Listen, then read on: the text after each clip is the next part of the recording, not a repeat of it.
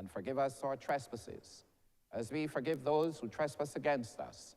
And lead us not into temptation, but deliver us from evil.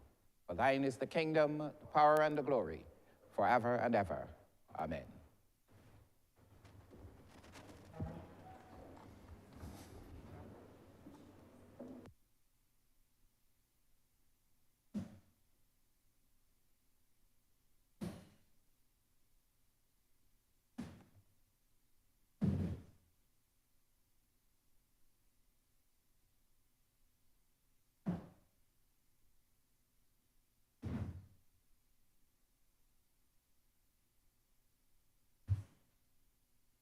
This House is in session. Minutes for the meeting held on Tuesday, July 9, 2024 to be deferred. Honourable Acting Leader of Government Business. Mr. Speaker, I beg to move that the said minutes be deferred. The question is that the aforementioned minutes be deferred. All those honourable members in favour, please say aye. Those against, please say no. Me think the ayes have it. The aforementioned minutes are hereby deferred. Messages from Her Excellency President. Petitions, papers, government notices, private members' notices, notes of questions, report from select committees, first reading of bills, statements by ministers, congratulatory and obituary speeches, personal explanations, motions for leave of absence, or replies to questions, notice of motion for the adjournment of the House on matters of urgent public importance, orders of the day. Thank you. Honourable Acting Leader of Government Business. Mr. Speaker, I beg to move the suspension of standing orders 6, 16, 18, 20, 42, 5, 43, and 44 for the remainder of today's sitting. Question is that the aforementioned standing orders be suspended for the remainder of the day sitting. All those honourable members in favour, please say aye. Those against, please say no. We think the ayes have it. The aforementioned standing orders are hereby suspended for the remainder of the day sitting. Government business is the order of the day. Order number 7, sir. Order number 7, in the name of the Honourable Minister of Industry, Innovation, Science and Technology, to resume the debate on the passing of a resolution that Parliament of Barbados take note of the Barbados Population Policy 2023. Honourable Member for St. Peter. Thank you very much, Mr. Speaker. I rise to add my voice to the debate that we started some weeks ago on the resolution before this Honourable Chamber that speaks to the Barbados Population Policy. I'll tell you, Mr. Speaker, or I'll share with you, that I had the privilege when the chair of that Population Commission was being introduced to the Ministry of Economic Affairs and Investment. I had the opportunity to have a conversation with the chair about matters related to population and demographics. It was with the chair and the then minister responsible for economic affairs. And I realized at that point that we were probably addressing a matter that might have been more important than we realized. And when I say we, I'm referring to myself and some others maybe like me. I'm not referring to the minister or the chair. But we were addressing a matter not just of numbers of people. This had to do with numbers of people, but it was not just about numbers of people. This matter that we set out to address had to do with the economic development and the social development of our country. It was a fundamental issue that we'd embarked upon to try to explore, to find out where we were. My recollection of the conversation really was that there was to be a situation analysis and then a study and then recommendations to be made. But I realized on that morning in the Ministry of Economic Affairs that this was a matter of great concern and great importance to the government and to the country as a whole. Now I say that to you, Mr. Speaker, and I'll add to what I'm saying that this government, and often when I speak in this honorable chamber, I speak to the fact that I'm proud to be a part of this government. I am proud to be part of a government that before the 17th actuarial review was completed, before the 2020-2021 census was done, this government recognized that we had an issue to address with respect to our population. I am proud to be part of a discerning government and a forward-thinking government. And I think Barbados ought to be proud to have such a government responsible for managing the affairs of this country. And I am hopeful that my children, my family, that everybody is thankful that there is vision, because Scripture tells us that where there is no vision, the people perish. Or in modern language, they suffer downgrades. They take the economy to the brink of collapse, where there is no vision. But this government had vision. This government still has vision. And so we embarked on the process of putting together that committee that addressed the population. But Mr. Speaker, that was just one of many examples of government's approach to managing this country. Government, from the time we took office at the end of May of 2018, determined that its agenda would be a people-centered agenda. It determined that and set about implementing policies and developing and crafting programs that supported the view that we were about others, that we were about our people, that we were about developing a country, but developing the country focused on the people of the country. And so, Mr. Speaker, that was the reason why, for example, we restored tertiary education free at the point of delivery. We determined that within, in terms of the way Barbados has developed, we determined that the best way to develop a country is for all of us to come together and ensure that our young people have access to tertiary education. Free at the point of delivery, not free absolutely, but allowing the children of poor people in Fort Hill and Six Mains and Spikestown and Rose Hill to be able to access tertiary education. That was an example of people-centered development. It was also that view, that underlying principle that caused us to restore the reverse tax credit. Now, the last government, in an effort to stave off a disaster that they were complicit in foisting upon the country, thought that to get out of it, we stopped poor people, children from going to university, because that was the impact.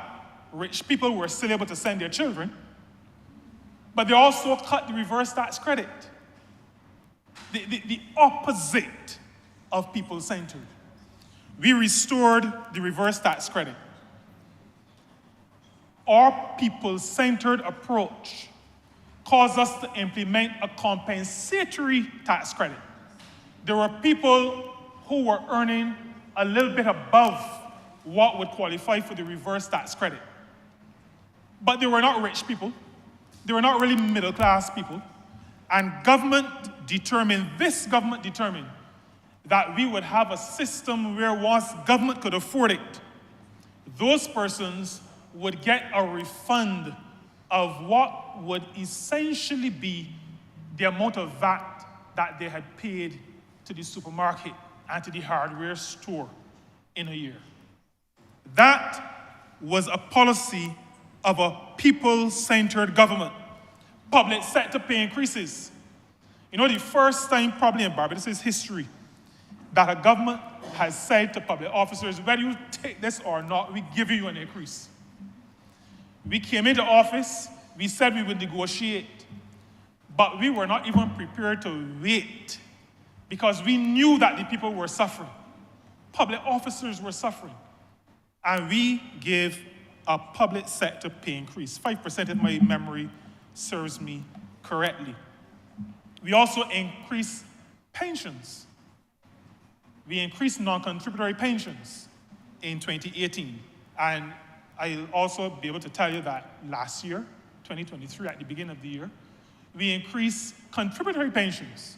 And I think that percentage increase was 4.5%, again, if my memory serves me correctly.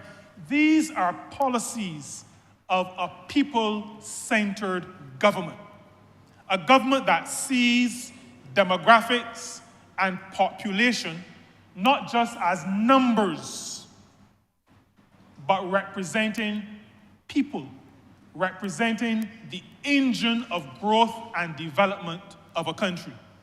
And so some of the other examples of approaches that spoke to the people-centered nature of government's program included enacting regulations to the Safety and Health at Work Act. We enacted those regulations because we are concerned about safety and health in the workplace, and we believe that all that is possible must be done to protect the human beings, the people who work, who generate economic activity, who drive growth and development in this country. And so, for example, and I remind this Honourable Chamber, and through you, I want to remind some of those who have been those who are to benefit from these regulations. So I share, for example, that all persons working at fuel stations, all persons working at petrol stations are entitled to an annual medical, including blood tests, relevant blood tests, at no cost to the worker. They are entitled to that under the regulations to the Safety and Health at Work Act. I also remind, Mr. Speaker, that those persons who are working what we call off-site, the regulations require and demand that toilet facilities be made available. And this government, this people-centered government, even before the regulation was put in place, the Barbados Agricultural Management Company constructed toilet facilities so that those workers in the fields working on government estates would have toilet facilities to do what all human beings do. These are some of those policies that underline the fact that we see people, we feel people, and we recognize that our policies must be aimed at developing and improving the lots of people. That is the reason why, Mr. Speaker,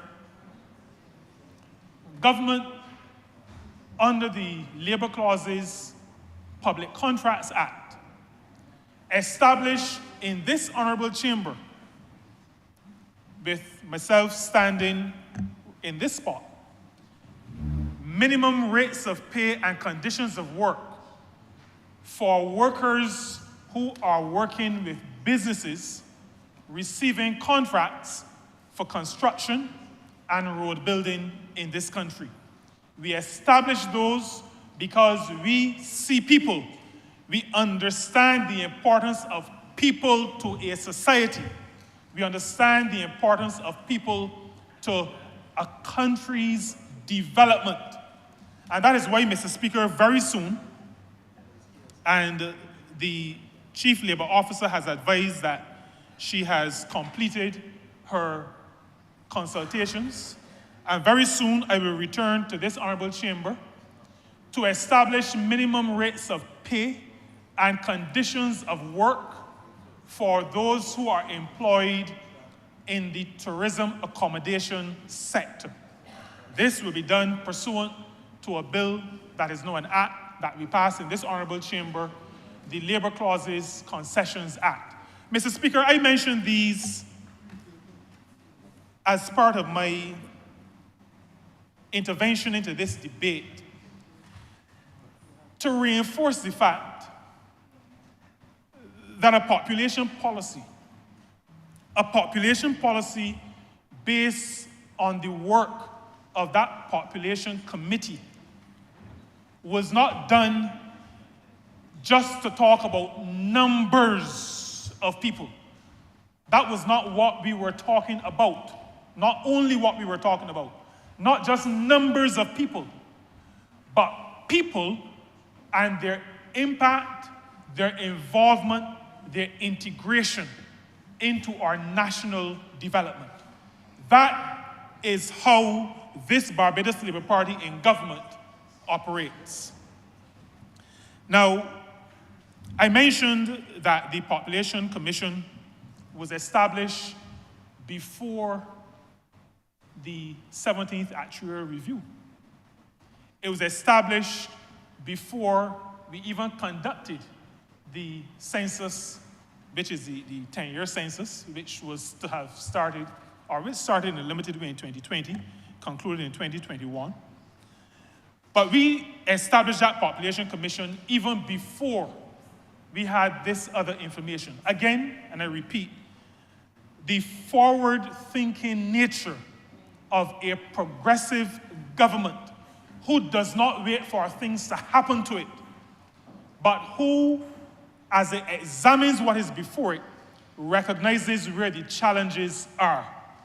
And I want the people of Barbados to continue on the road of recognizing how we manage and stay the course as we vision for the country with their input and enact these policies that are people-centered and people-driven. The census said to us that, well, or confirmed, I should use the word confirmed, to us the challenges that we were sure we saw when we came into office. So, for example, whereas in 2010, we had a population of 278,000, or thereabouts, most of us, when we speak to others, when we travel, somebody will ask us, so what's the population of Barbados? You know, many years ago, we used to say 250,000. But we started to say, well, maybe 280 to 90. One or two people started to say 300,000. It's probably 300,000 by now. Because we were expecting a certain growth in our population. The census of 2020-2021, said to us, and shocked some of us, that we had moved from 278 to under 270. 269,000.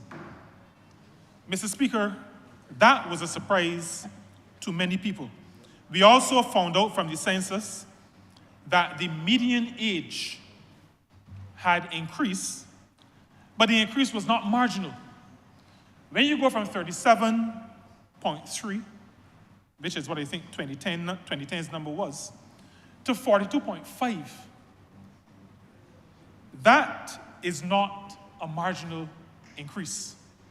Those 5 percentage points work out to maybe 13 or so percent.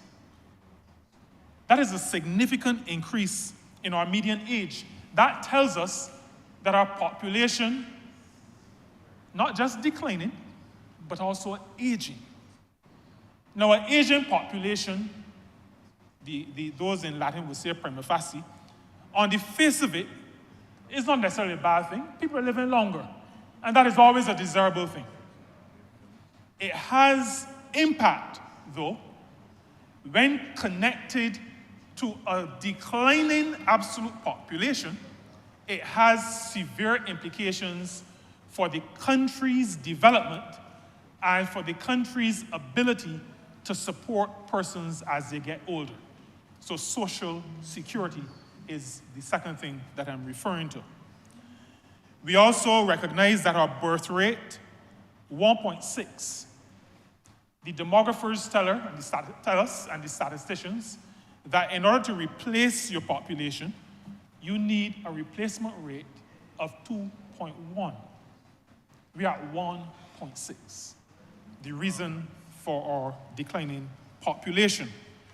And as the Honourable Member for St. Michael South Central indicated when she led so eloquently the debate on this resolution, that our deaths started to outstrip our births in 2016, from as far back as 2016. Mr. Speaker, these numbers tell a story.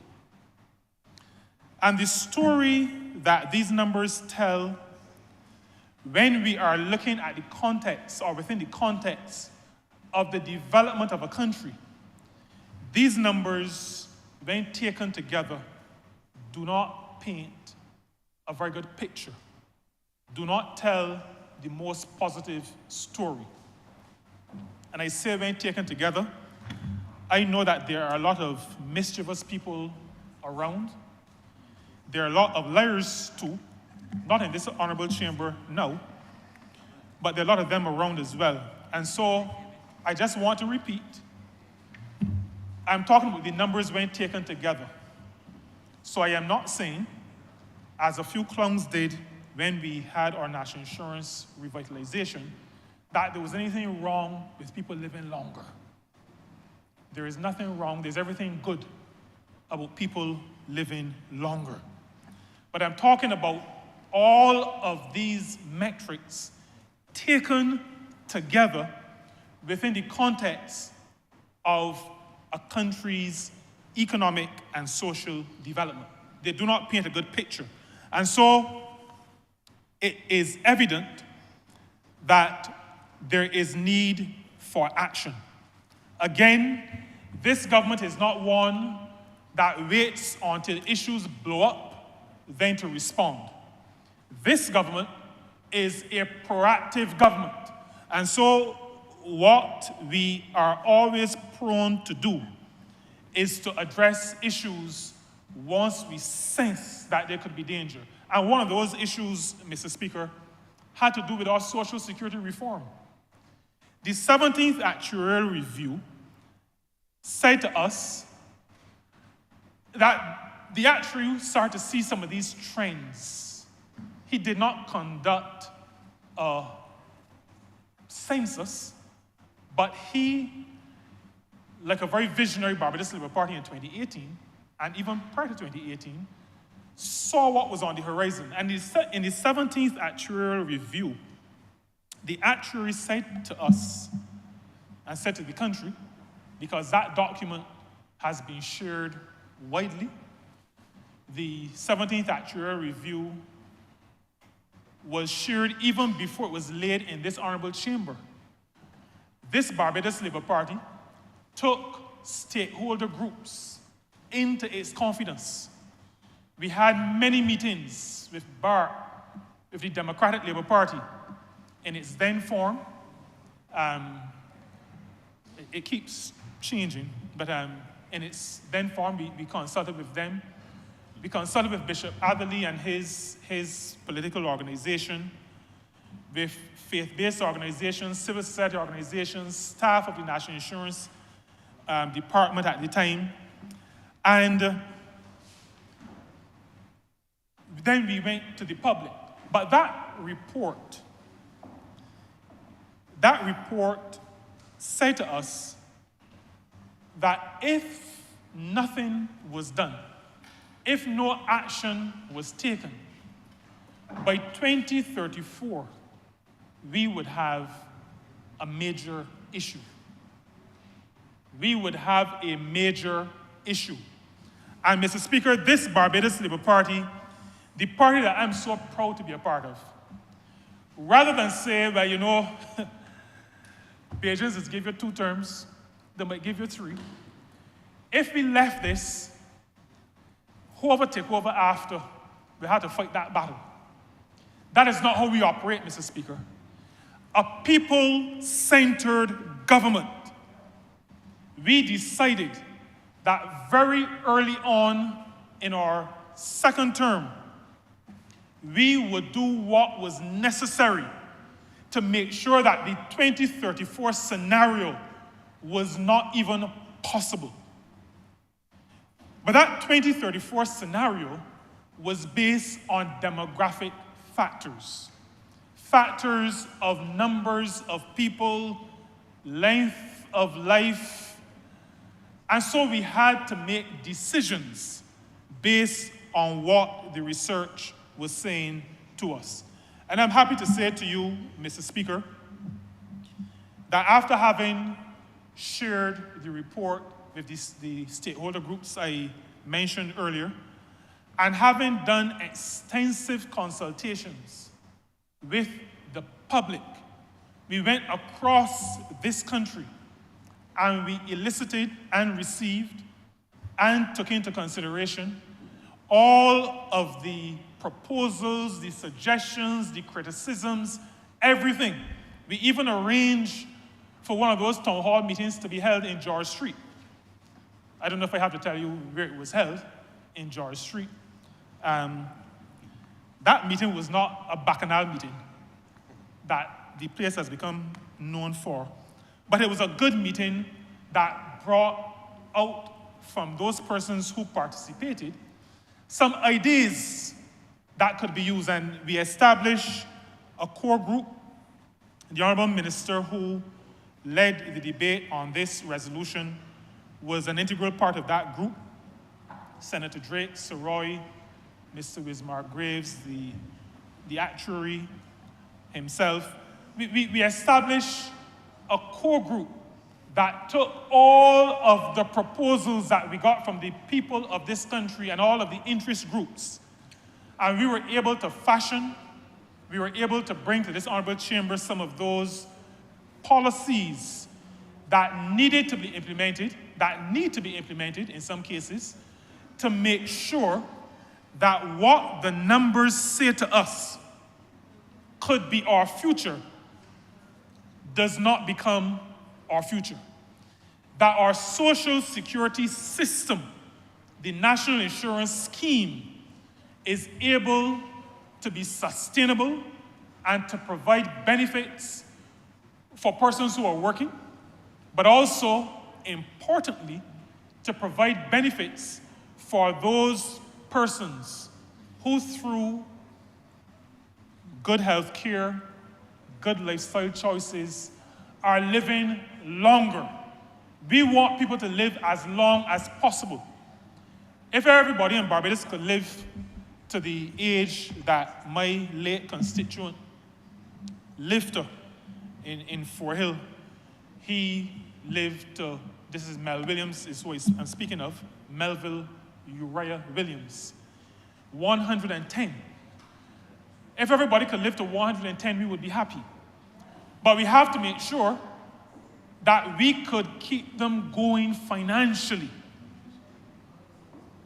a person at 100 is unlikely to be working and earning.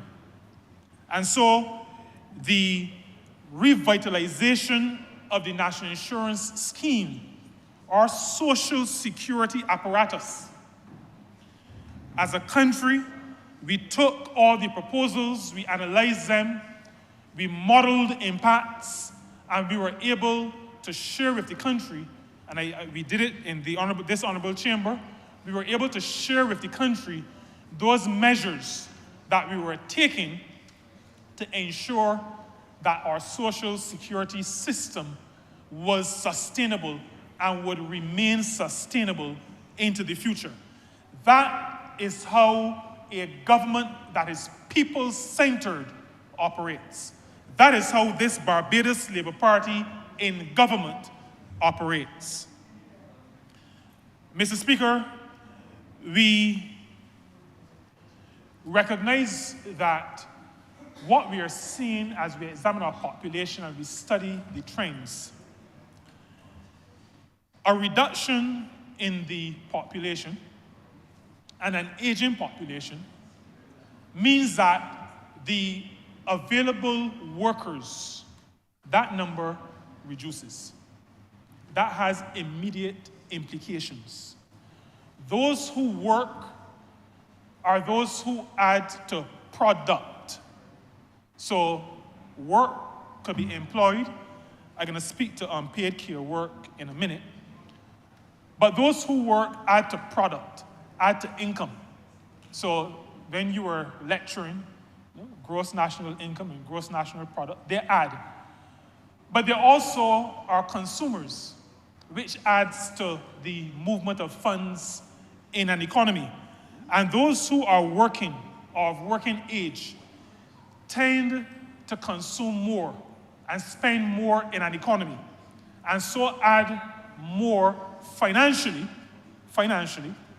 so I'm not talking a qualitative, this is quantitative, add more financially to the output of a country. And so when the working cohort is falling, is declining in terms of numbers, a country has a problem if it is going to maintain the standard of living for the country and the people in the country. We also have the situation where, as the population ages, there's a matter of unpaid care work. Older persons have to be cared for. And, we have, I know we don't call names, I didn't ask for permission to call names, but I'm going to call a slogan. You may be familiar with the slogan that says, Mia cares. I'm not calling a name, I'm just calling a slogan. But we belong to a party that cares. And so the matter of providing care for our aging population, for our elders, is one that is important to us.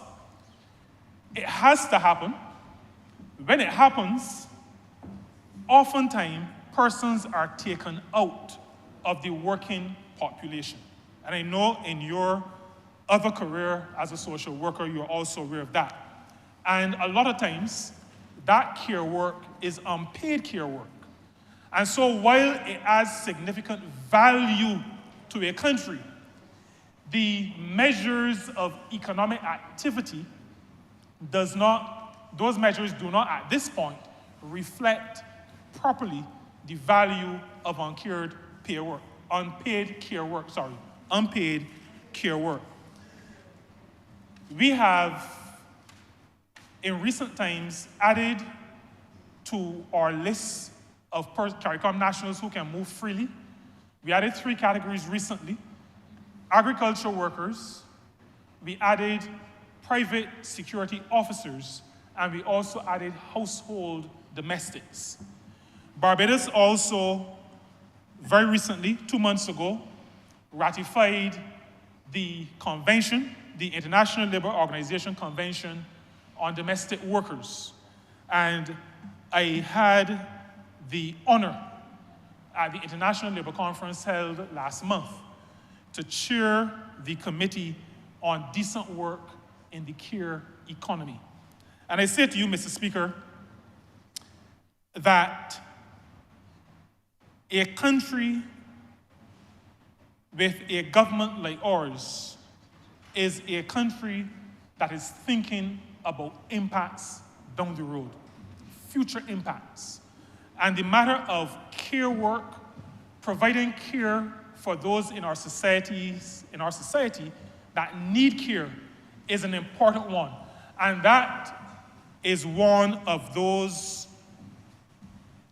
revelations from the population policy, and coming out of that, on the policy for aging, on the policy for persons with disabilities. These are all connected. They're all connected, and that is the reason why starting with that population commission was such a fantastic idea on the part of government. To understand where we are, understand what the future portends because of where we are, the impacts on our society, the impacts on our economy. These things are important. Now, I spoke to gross income of a country being impacted. Tax revenue is also impacted. A declining working population, persons leaving the workforce and going into retirement and staying on retirement, tax revenue, and for those who may not know, tax revenue buys garbage trucks. Tax revenue buys buses. Tax revenue paved a road in Black Bess, and some in Spike Sound. I expect tax revenue to help me in 6 Mains. And so, Mr. Speaker, if, as the Prime Minister has also announced, some assistance for fisher folk, you know where that money comes from? That is tax revenue. If our tax revenue is declining, the country has a problem. And so understanding the population changes, the population dynamics is important. And that is what the policy has come out of. We have to address these issues. I just want, before I finish, to share some of the measures that we have taken. I spoke earlier about the reform of the Social Security, National Insurance Reform. We refer to it as revitalization because our approach was to add life, add longevity to the National Insurance Scheme, or our Social Security program. We are still exploring the possibility of paid paternity leave. We are still, as a matter of fact, we've had a number of meetings and we're getting close to be able to come back to Cabinet because Cabinet has agreed in principle, pending studies by the actuary and some others, but we are approaching that point as well, paid paternity leave, because we recognize that while, and I'm going to be very careful not to talk about women and getting more children and our families getting more children and those kinds of things, but our people-centered approach to governance says to us that whether it is 1.6 or 1 or 2 or 5, there must be a quality of child rearing that takes place in Barbados. And for that to happen, fathers must be involved. You can't just be involved in bringing the sperm and the egg together. That is, for some, the easy part, maybe for some, the hard part.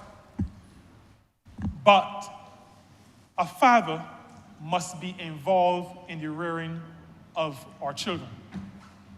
Parents must be involved. And so paternity leave is one of those things. I spoke about free movement and the 3 categories that we added. The Conference of Heads have also agreed that there will be full free movement. We're working out some of those mechanics. National insurance identification is one of those. We're also addressing, I'm not sure if that's completed yet, the matter of how we amend the revised treaty of Chaguaramas. Those are 2 areas that my ministry was involved with, along with others in the Caribbean. We have, in the era of education, lifelong education, having training and retraining opportunities so that people can retool and refocus, issues that relate to health and health services and health care. And here I will say to this honorable chamber that my ministry strongly supports the work of the Breastfeeding and Child Nutrition Foundation. We believe that places of work, places where mothers, after 3 months or 4 months of being at home with a child, go back to participate in building business and by extension building national economy, those mothers must be provided with the facilities that allow them to do something that is so natural that if they don't do it, it almost sometimes happens on its own. They must be able, for example, to express their milk and store it so they can feed their children. Research has shown that children who are breastfed are better socialized and have lower rates of disease further in life.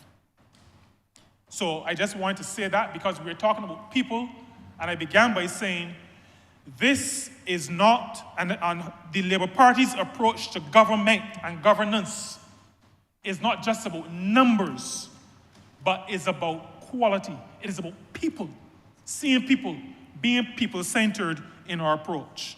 And so, Mr. Speaker, I am happy to support this, the Barbados Population Policy 2023. It is, as I indicated earlier, a reflection of a forward-thinking government. It recognizes that when we speak about the population, we are not just talking about a number, 269,000, or life expectancy of 79 or 81. We are talking about human beings. And so everything we do as a government will continue to be people-centered. The ministry I have the honor and pleasure, really, of leading will continue to be people and worker-centered in all of its deliberations, in all of its policy development. Because this government, this Barbados Labour Party government, feels people, sees people, understands people, and recognizes that it has a responsibility to lift people from where they are to where they can be potentially. I'm obliged to you. Honourable Prime Minister. Thank you very much, Mr. Speaker, sir. I truly would like to start by thanking all who have spoken in this debate so far. I do not intend to wrap up at this point. I believe that the Honourable Minister who introduced the debate, the resolution, will do so. But it is my duty to thank all who have spoken and to equally thank the Minister for leading this debate.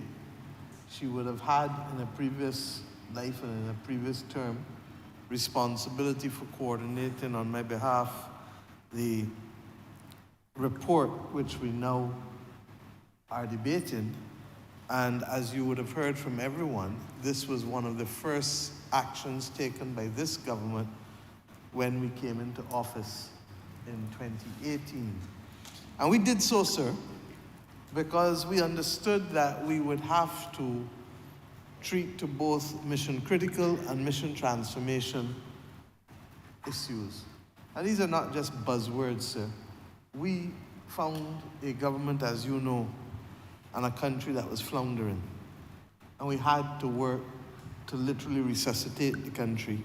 But we always knew that even as we resuscitated the country, there would be limits as to where the country could go, and those limits would be determined by how much we could grow. And that ultimately, growth is not only a feature that is constrained by how much money you have to invest, or the legislative or business environment within which people function. It is also constrained, Mr. Speaker, by literally population. And we realized in opposition, when I looked at the numbers in the Social and Economic Report, and especially having served in the Ministry of Education for 7 years as I did, that there was a significant decline in the numbers of persons who were in fact taking the 11 plus and the annual cohort of students. And this thing hit us strong, strong, strong in opposition.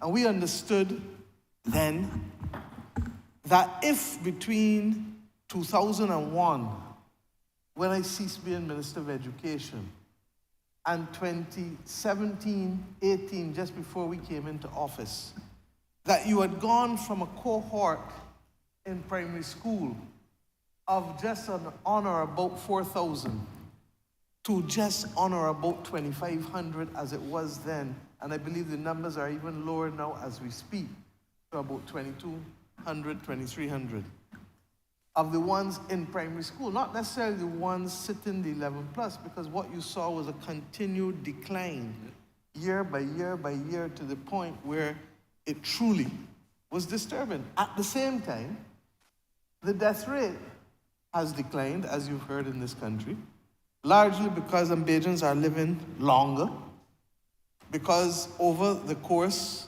of the last 80 years, but for sure the last 75 years, we have had policies implemented by successive governments that for the most part have featured on being able to improve the quality of life of people in this country.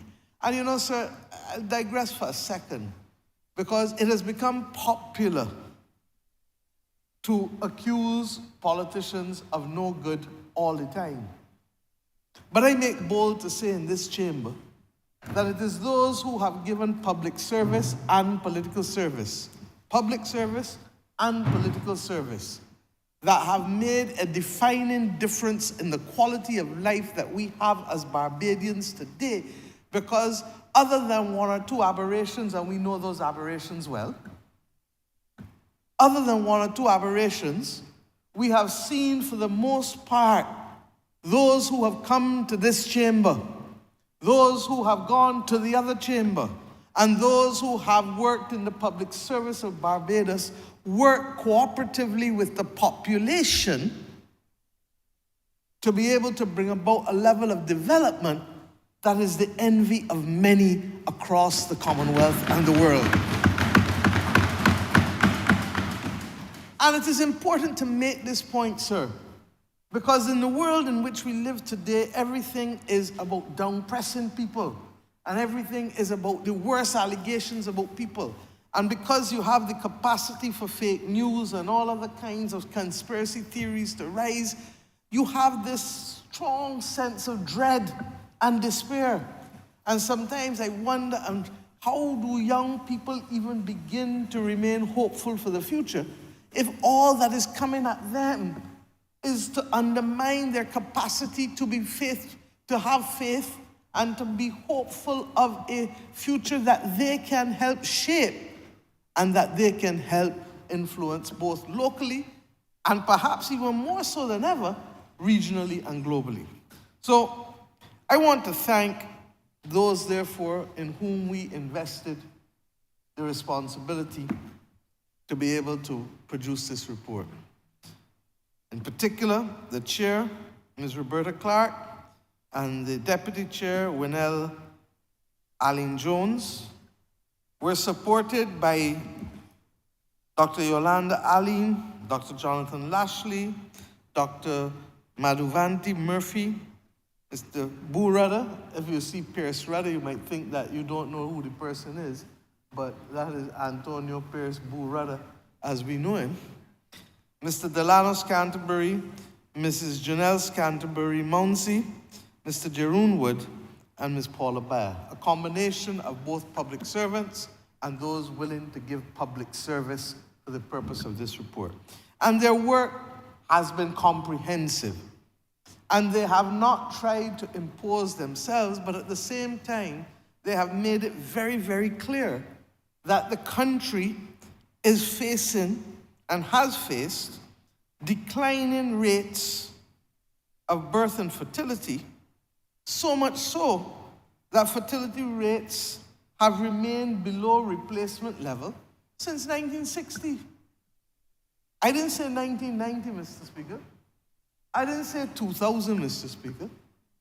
I said 5 years before I was even born, 1960.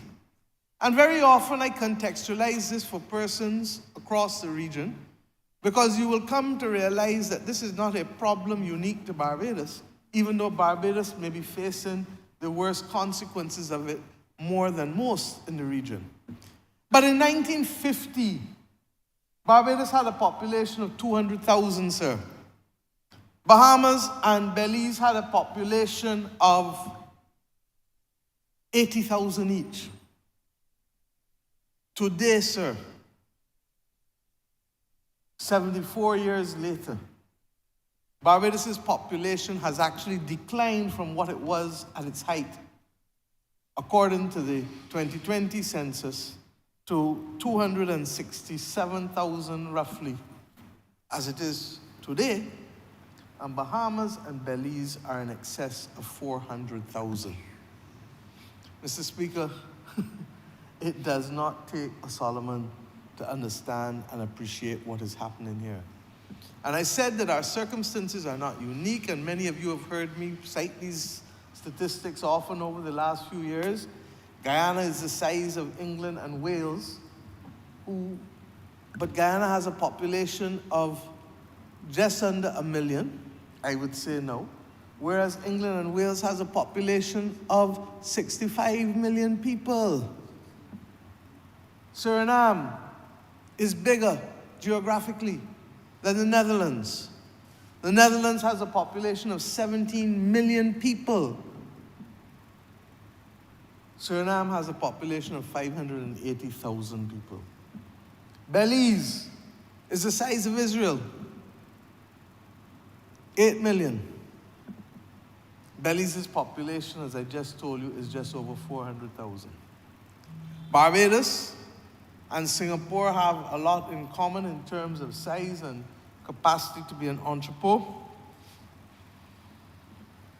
Singapore has significantly grown its land mass through land reclamation.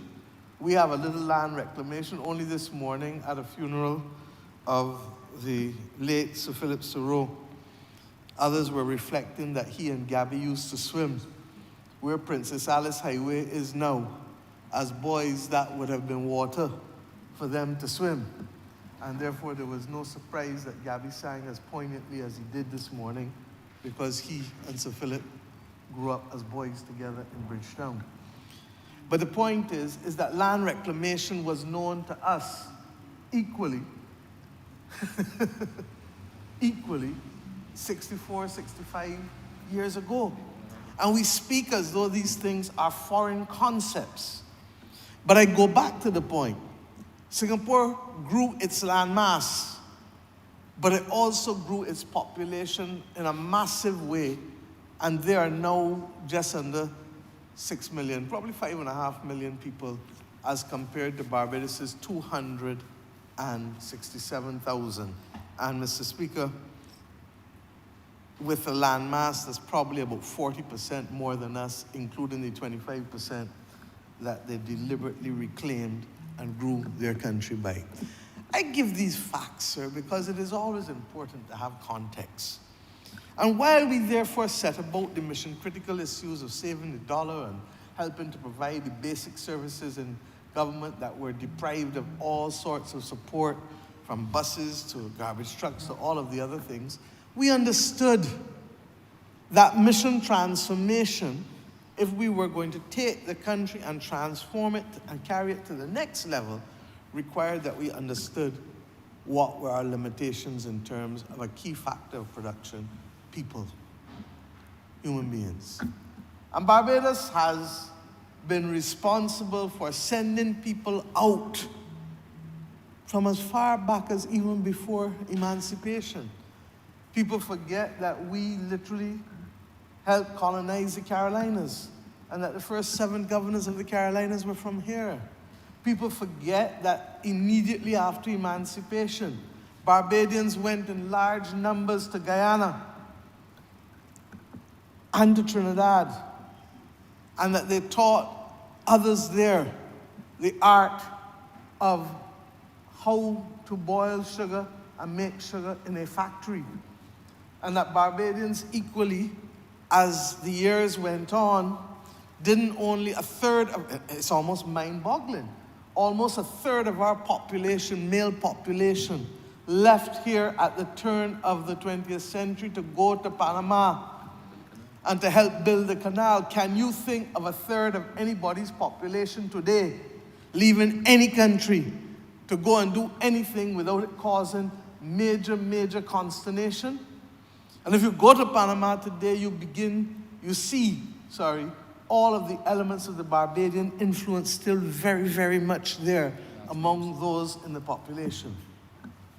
Mr. Speaker, even after that, we continue to send people out. We sent them out as policemen, as teachers, as preachers, as nurses. We sent them out eventually back to London and England as bus drivers and working in London transport and all over. And one of the things that we were doing, and we used to tell ourselves over and over, as a child I remember people telling us in primary school, that Barbados had the luxury of being able to send people out so it could keep the population down.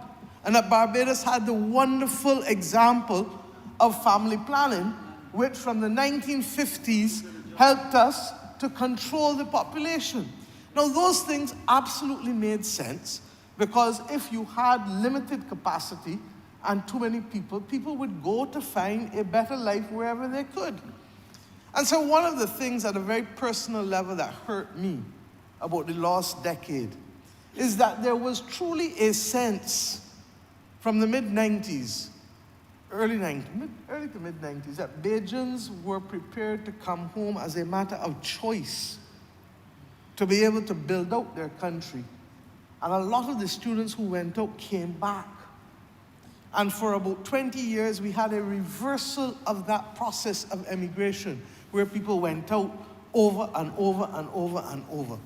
And I felt that it was a statement of confidence and the capacity for them to be able to see themselves living and raising their families and continuing to be able to do well here. So when the last decade came, we had not only an exodus of those people from the rest of the region who were here, and I'm going to come back to that point particularly because, in a sense, I wish that the honourable member who just spoke would have given us even more data as to the loss of population as they expected it to grow in 2007-8, at the time when they were looking at the actual reports and numbers. But what we saw in the last decade, sir, was a resumption of the pattern for emigration, the pattern for leaving the country. And equally, what we saw was a failure for persons to want to come here because they felt that they could not get a proper living here, particularly since there was a very, first of all, the environment was not friendly. It was hostile in a very real sense. But secondly, because there was a decline in pie in real terms, it meant that it would have been difficult for anybody else to be able to stay here and get work. And then, of course, some of the countries from which they came started to do significantly better, and therefore, they could return home with ease to be able to live the best life that they could possibly live. Mr. Speaker, I say these things because, in a very real sense, the hardest thing for us to do now as a population is come to grips with the fact that we don't want to deal with this issue. We have to deal with this issue. This is not a case of desire anymore. This is a case of necessity. And this country has seen a declining population, an aging population, a declining level of production as a result, and declining taxation. The last honourable member who spoke said it well. Taxes is what will help him deal with 6 men's. And all of the erosion that happened last week again with Hurricane Beryl, where a month ago we didn't have to go and look for that money to go and help stabilize both the road as well as the opportunities for the places where people can make their livelihood on that strip there. Similarly, a month ago we didn't have to deal with the issue of having to find funds to help with fishermen. And we will help with them, not just with the 25% deposit, as I said, for everyone, but for where those people who really can't get back up on their feet again on their own, the government will stand in the breach, and you'll hear more, as I said before in the press conference, and I'll continue to say, because if we have to create a company with segregated cells in order to be able to help people back on their feet, we shall do it. And all of the money that is being offered to us as a country, instead of it coming to the consolidated fund, we've said put it in the account to help the fishermen of this country and their families live, in addition to whatever business interruption benefits that we put in place for them. But sir, the point is this, that with declining taxation, with declining production, you have less revenue. With a declining and aging population, you have less people working to support the persons who cannot work. And with an aging population, you have increased expenditure that is required of you in order to be able to deal with healthcare, yes, of course, but also to deal just with the caring aspect of their ability to live and to continue to function as citizens in the land of their birth and the land that they've adopted. And therefore, sir, there is increased expenditure that the government will face. This government during COVID introduced the concept of community elder support by the National Assistance Board. Sir, that has cost us almost another $10 million a year in salaries alone. And we do it, sir, because there are too many Barbadians who, without this, will simply fall through the cracks. In this estimates alone, we are already making provision for the need for similar other care facilities like the Seroptimus Village or the Vauxhall Senior Citizens Home that will be done in other parishes in order to ensure that we can create a dignified existence for people who help build this country for us to benefit from today.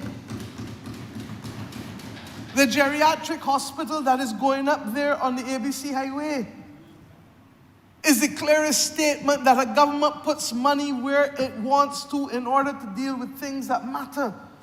And one of the first major projects that we settled in our head was to be able to ensure that we do not have our elderly people at the risk of storm surge. And that having to move them and having to deal with them in a way, in a building that was never designed. And for the nurses and the orderlies, to be able to have to function efficiently in that space. Can you imagine having to lift people who are immobile every time they want to move from here to there, sir? And there's no proper set of elevators, there's no proper set of pathways, nothing. And the government said, look, we care enough not only about those senior citizens who are in there, but the people who have committed their lives to work in this area to make them more comfortable. It cannot be right that they then subject themselves to that kind of heavy lifting and those kinds of onerous working conditions that effectively then undermine their quality of life.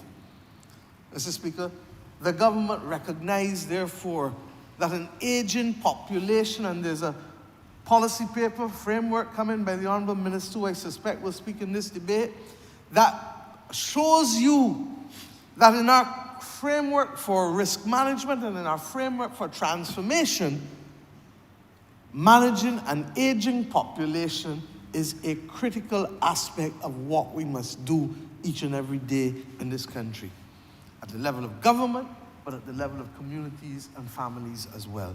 You have to recognize how you're going to take care of them when you reach a certain point and you can't do it yourself. But the consequences of it are this, and we saw it fully in the debate over pension reform, that if you don't have enough people coming to work every day to contribute, how are you going to deal with it? At one level is taxation, and we just explained why we need the taxation. But another level is the pensions, the prudential framework necessary to have a stable national insurance and social security system. And Mr. Speaker, because we also believe that we can bet on ourselves both in terms of growth and population, the government took decisions that said, look, we are playing the long game. We are doing this as a form of risk management with a long view, because we believe that we have a chance that we can improve our odds. But we can't do it unless we have a long run-up. And that long run-up is to have both 2028 as the first adjustment period, but 2034 as the second one, recognizing that if we get right the equation with respect to who can contribute to growth and how we can reduce the dependency ratio, how we can deal with the factor that we don't have enough people working every day, not just paying taxes, but supporting the national insurance and social security system, that we may well be able to change our future, but it requires, as I said, having that long run-up and doing the other things like this that can have an impact on the quality of life and what we can produce and earn as a nation as we go forward. So, sir, this report regrettably came in the middle of COVID. And I don't need to tell anyone that in COVID, we had to focus on mission survival, not even mission critical.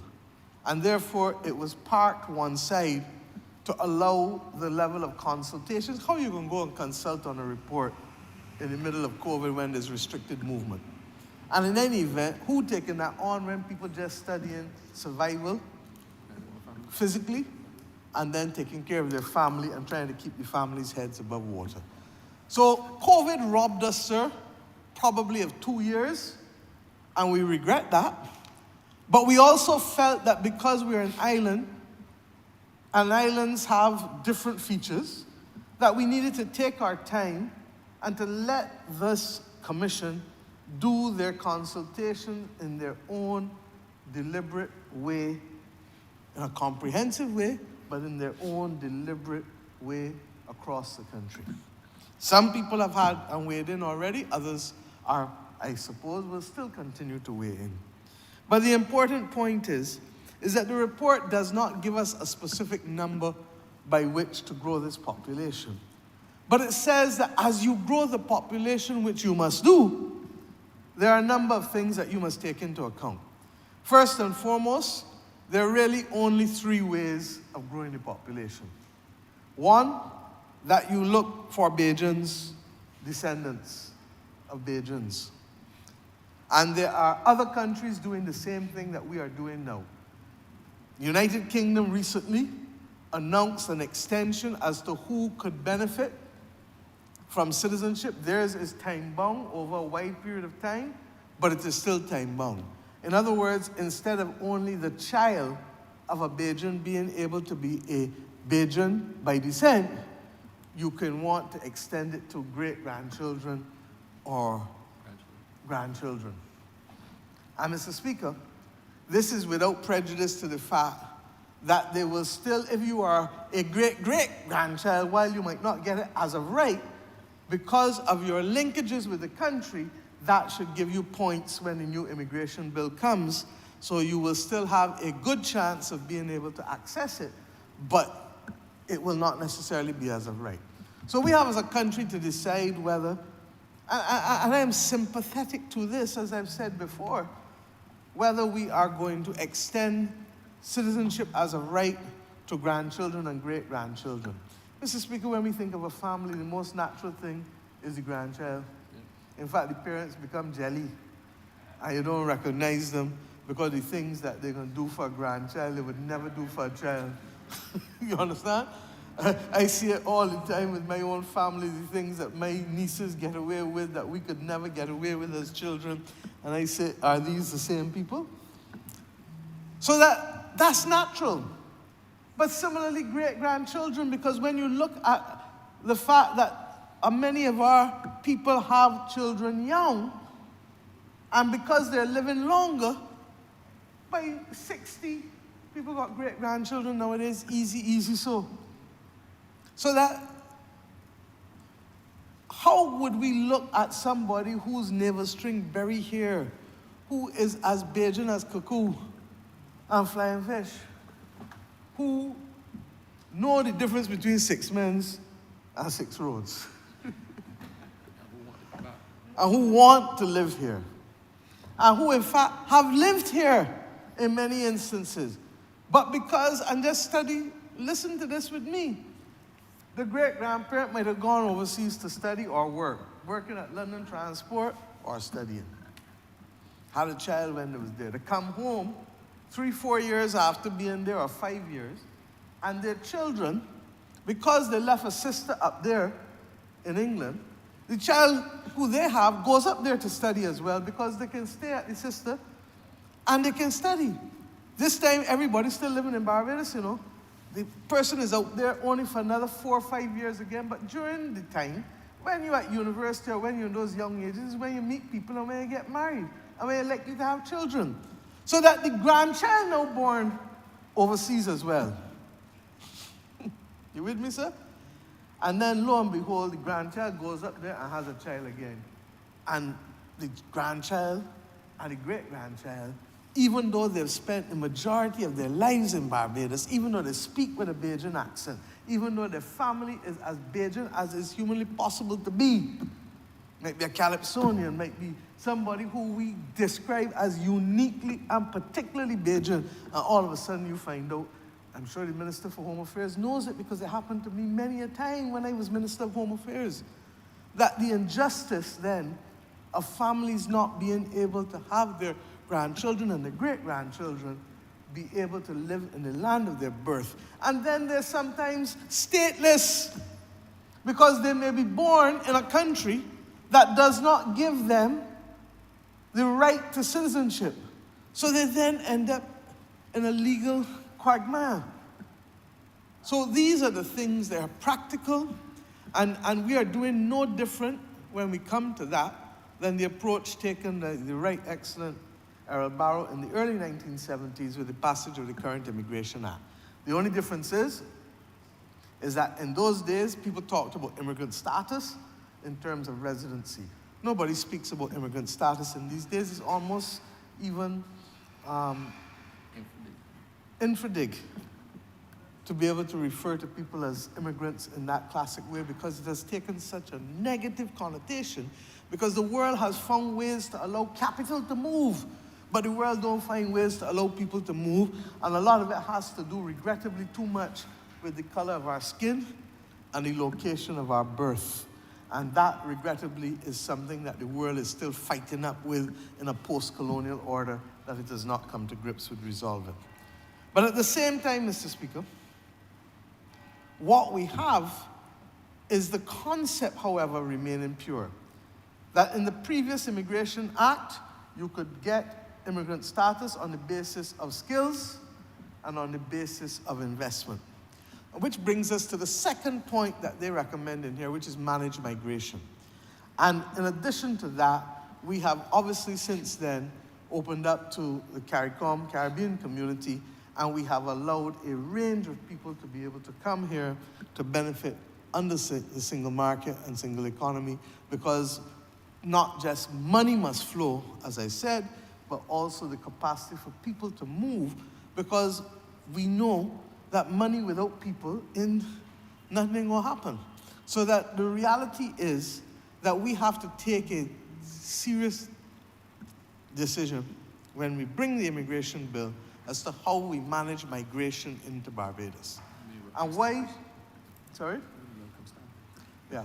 Why this is important, sir, is because we don't need to have open floodgates. What we will have is a managed migration policy so that the skills that are needed can be brought in rather than just believing that you bring in any and everybody and that you flood out the country and you end up with a preponderance of skills that have no jobs and a preponderance of jobs for which there are no skills. Well, that don't make no sense. And therefore, there are other countries in the world who have managed this well over 50, 60 years, Canada being the best example of it. And Canada has brought in anywhere between 2 to 3% of their population, for the most part, over the course of a number of years, in order to be able to offset the very huge, huge disadvantage that they have with the absence of population, given the scale and the size of a country that they have.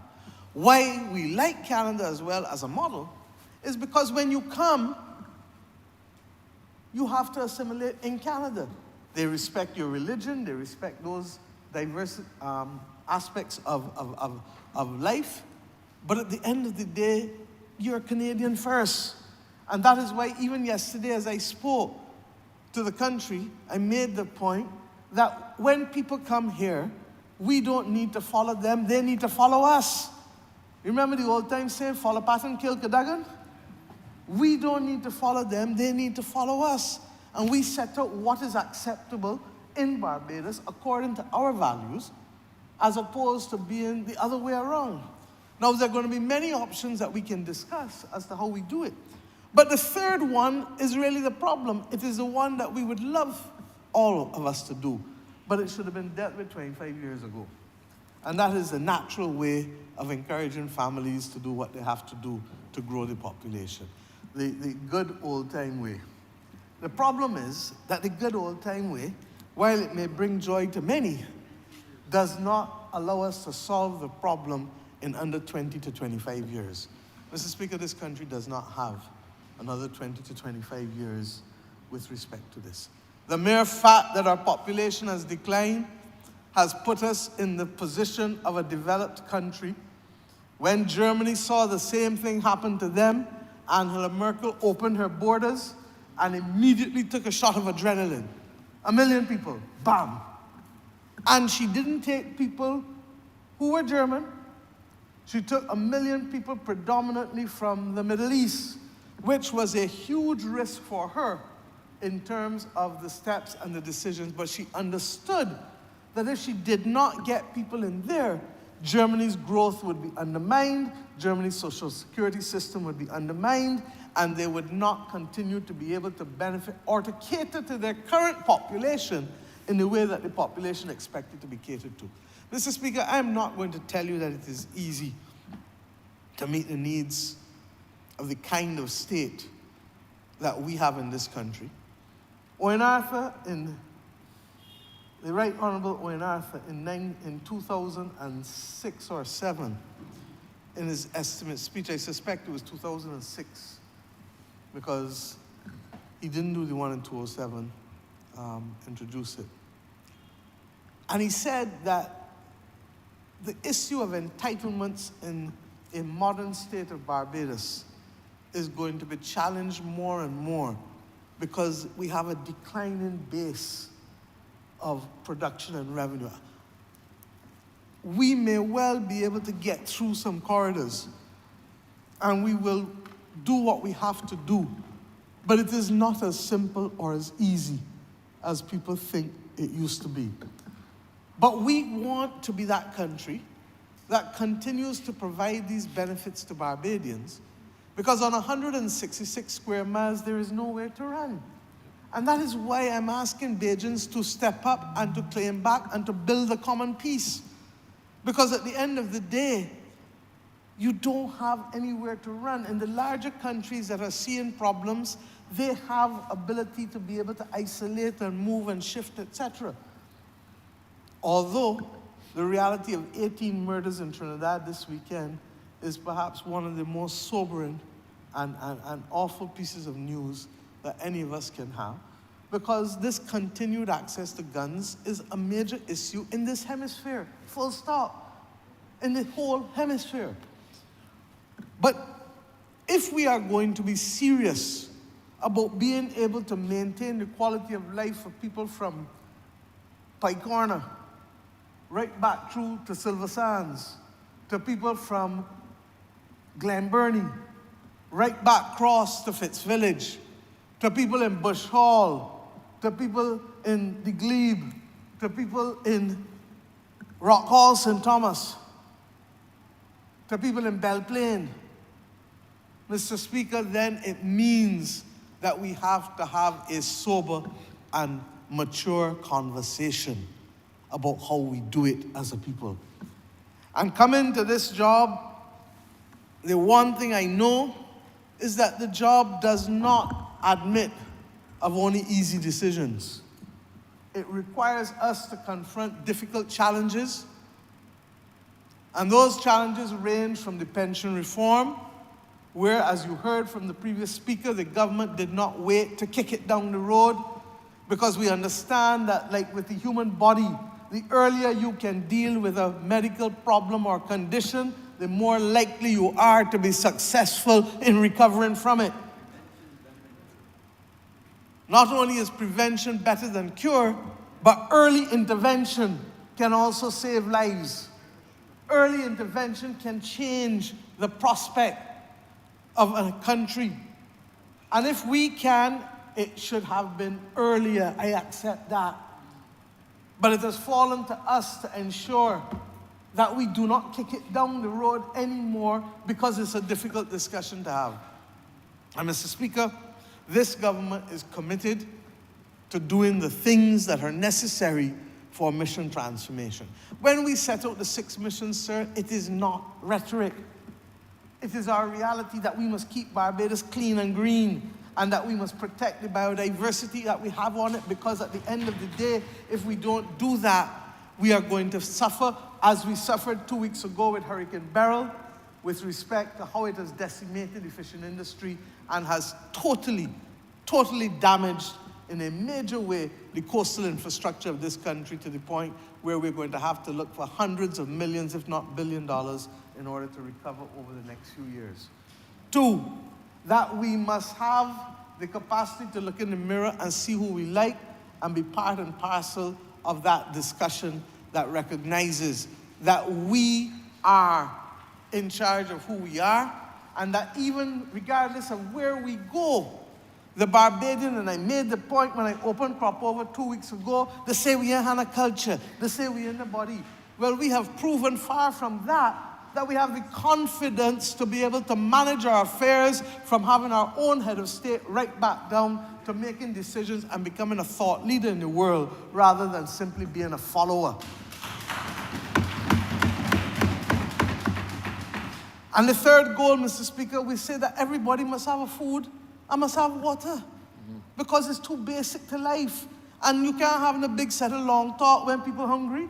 You can't have no big set of long talk when people can't get water. And that is why, Mr. Speaker, we've taken water and access to water and augmentation of water as the most serious provision that we have to take care of, alongside of our public health and our access to good health care in this country. The two are inextricably linked, Mr. Speaker.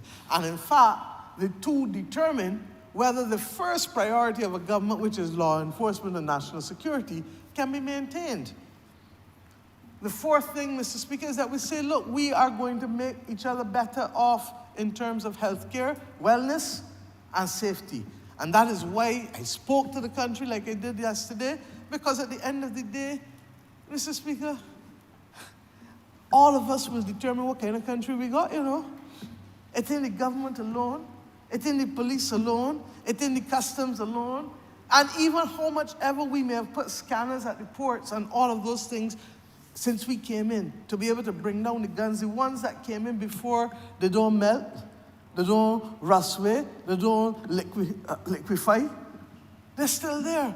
And that is part of what we're dealing with, which is why I say that guns don't walk and guns don't talk. It is human beings. And that is why we need to ensure, Mr. Speaker, that we put in the hard work to be able to give people opportunity, and people themselves need to put in the hard work to recognize that with every choice And with every freedom comes responsibility.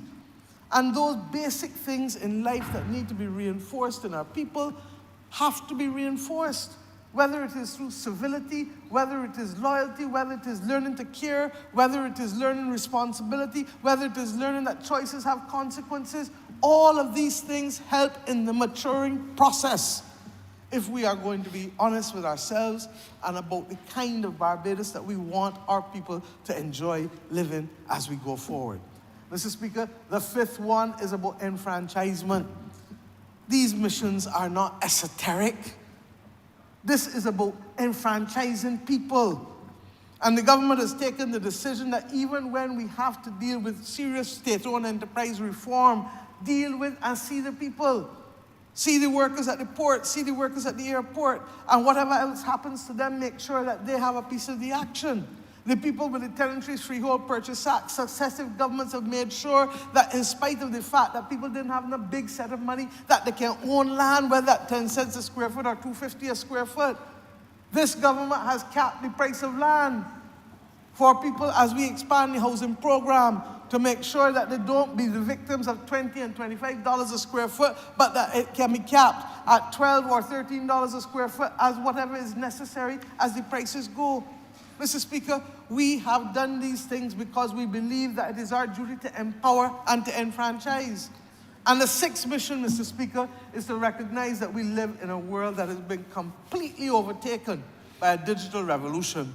And if, therefore, you don't give our people the tools and create systems to accommodate the digital revolution, sir, we will be left outside like pariahs and lepers, not able to engage in the rest of the world when the rest of the world is going down this platform. And what we do to manage the digital revolution, whether through our national digital ID system, whether through the protection of cybersecurity and enforcement of skills and standards so that people know that in the same way you're not going to walk down the road in the middle of darkness with 10 big gold chains around your neck and do things to invite people to commit a crime against you, you need to take the actions to protect yourself from those who will want to attack you digitally or through cybersecurity. Mr. Speaker, those six things come together because we believe that those six things at the first stage in post of 2030 allow us to have a better life for our people through mission transformation. I started this debate by making the point that it has become popular to curse politicians, that it's become popular to discount the work that public servants have done along with politicians to be able to build this country, that it has become a forgotten thing, that the population has a role to play in terms of making the country livable and capable of more production, that if you go to work, don't steal 2 or 3 hours of time because you ain't hurting the body. You can hide land and buy land, but you can't hide and work it. So that when you thief in time, who you hurting in the long run? You're hurting everybody. All of us are taxpayers. And all of us recognize that right now the weight that we carry in to lift this country can't be carried alone by 267,000 people, particularly when the numbers of people over the age of 60 have increased so much. And if we therefore want to lift the weight of running Barbados, we're going to need a little help in here in order to do so on a consistent basis because we were a little too good at controlling population and a little too good at improving quality of life and lengthening life in this country. Declining birth rates, declining death rates. The two add up to a major problem. And for those who say that you cannot increase population and increase GDP, I say look at Singapore. I say look at Bermuda. I say look at Bahamas.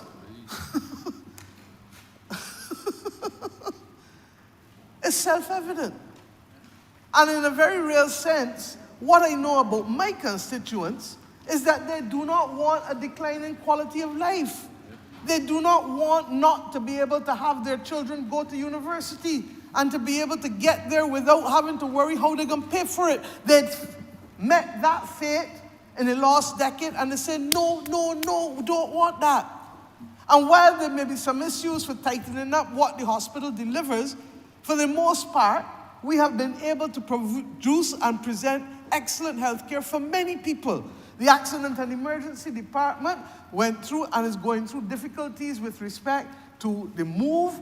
They had expanded capacity, they thought, with the new A&E, and then COVID came and restricted the numbers that could go in there. We agreed to go upstairs and to allow an expanded area on the ground floor as well, incorporated. That has only now just been finished. We are getting additional staff there, and we will do the things necessary to continue to modernize the hospital, including how to be able to create it and let it function, in a digital environment far more efficiently and effectively than it has been able to do. But the point is that tell me how many other countries in the world you can go and get access to healthcare, primary healthcare, as well as the possibility for tertiary healthcare treatment, any part of the world. We still represent one of a few, free of charge, at point of delivery. And that is why I make the point that even when we had additional people living here, when the last government made a big deal about it with those who came in from CARICOM, you don't give a child access to school. The child's still living in Barbados. What's going to happen?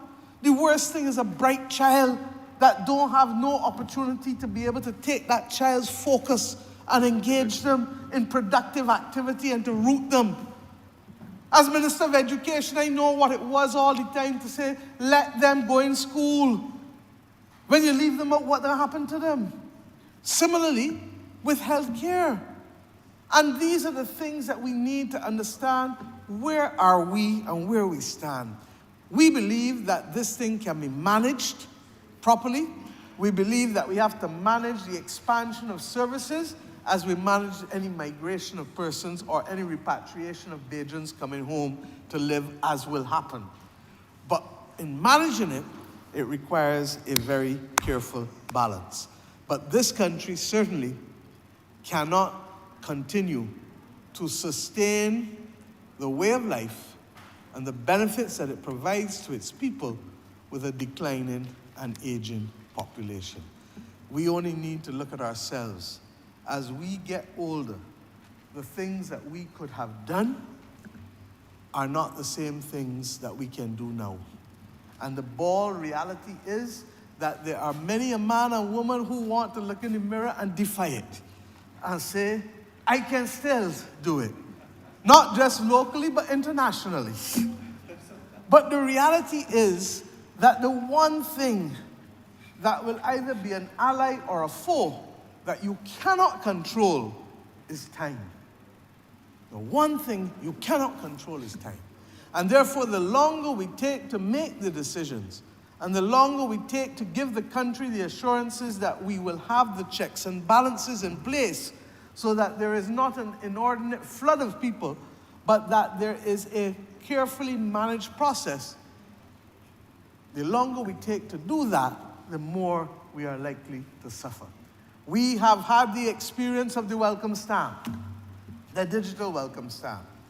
And it worked well for us, in part, but the truth is that it is not the destination. It can only be a bridge because the welcome stamp does not contribute to the tax take of the country. And it should and could if we did it via a different mechanism through immigration. We have had the opportunity also of knowing how CARICOM people have been able to add value to this country.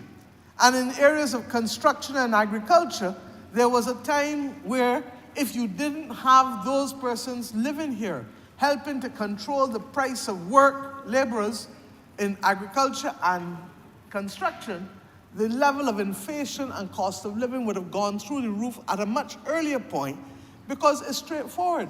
If you don't have enough people available, you do not have the capacity to control what you pay them because all of a sudden people start then to determine what their literal price of engagement is. And that is why in many countries, the absence of available labor has led to cost of living increases. One of the consequences of COVID was that a lot of people did not go back into jobs in the hospitality sector and in the restaurant sector, particularly in the United States of America.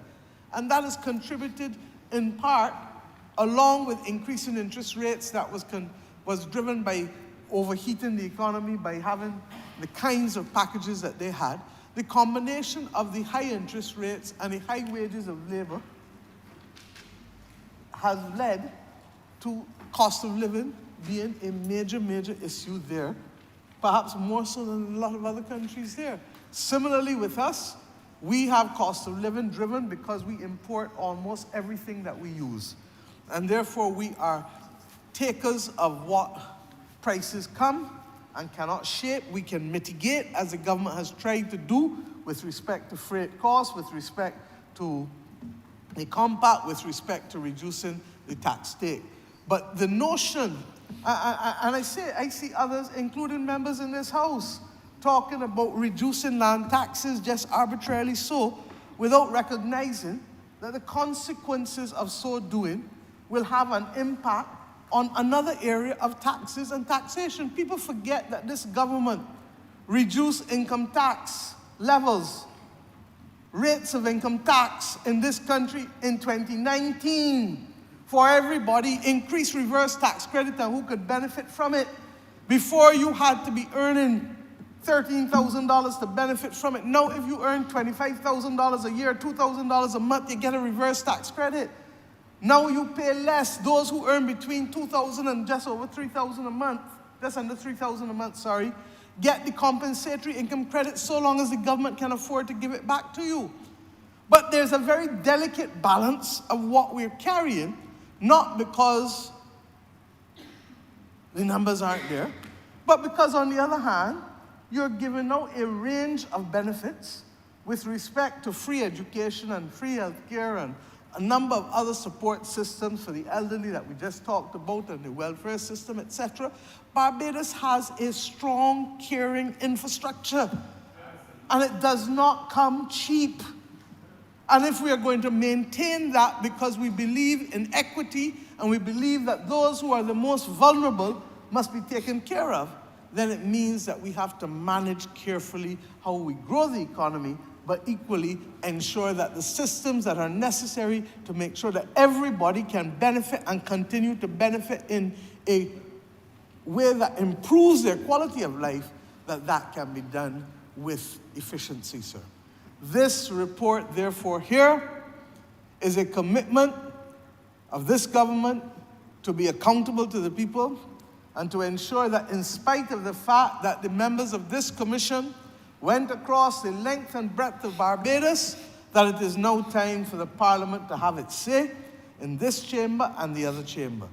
There will be consequential actions that flow from it once we have heard where all of it settles, and those consequential actions will have far-reaching implications for the state of Barbados and for the state of families and their way of life in Barbados.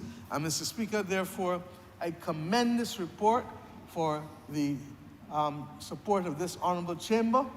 I thank, as I said, the commission who did the heavy lifting and the work. I thank the honourable member for St. Michael South Central for being able to lead this debate for us and to being able to work with the commission in the early stages as Minister in the Ministry of Economic Affairs. And I say simply to Barbadians, in life, we do not always get the opportunity to make the decisions that we want or to live in the environment that we want to. We have to take it as we find it. Our country is in a crisis with respect to an aging and declining population. And our country needs now to take decisions that may be difficult for some, but necessary for all. That decision will lead to us committed to maintaining our values and our way of life as we know it. And fortunately, the philosophical underpinnings of what has brought us safely thus far in the last 82 years is still pretty much there. We won't get everybody, but it's still pretty much there. So long as we retain those philosophical underpinnings, so long as we commit to ensuring that as we bring people that we can manage their integration into this country So long as we continue to make sure that our values remain predominant in so doing, then, Mr. Speaker, this is the right thing to do. We can't do like Germany and bring a big adrenaline shot, as much as some may feel that that is the option, largely because it's too destabilizing. You can destabilize an organism in a large space, but when you destabilize an organism in a small space, the likelihood of disproportionate consequences may be too great. We have the ability to manage this. We have done it in the past, and the situation we find ourselves in today was forestalled by literally the number of persons who were here from within CARICOM in the early days, in the late 1990s and the early 2000s. The country lost them, and it is paying the price of having lost them, both in terms of our tax receipts, but also in terms of our national insurance and social security stability. It is up to us to walk this road again. There is no magical genius about Singapore. Singapore made a decision to grow its land and to grow its population. Barbados has made decisions in the past to grow its land and may well make decisions again in its future to grow its land. But it must, for sure, grow its population, because whether we like it or not, people in their 70s and 80s cannot do what people in their 20s, 30s, 40s, and 50s, and even 60s can do. The facts are bare, and it is up to the country to make the right decisions to secure its future, rather than to see a diminishing return with respect to all that we do in terms of development. I'm obliged to you, sir.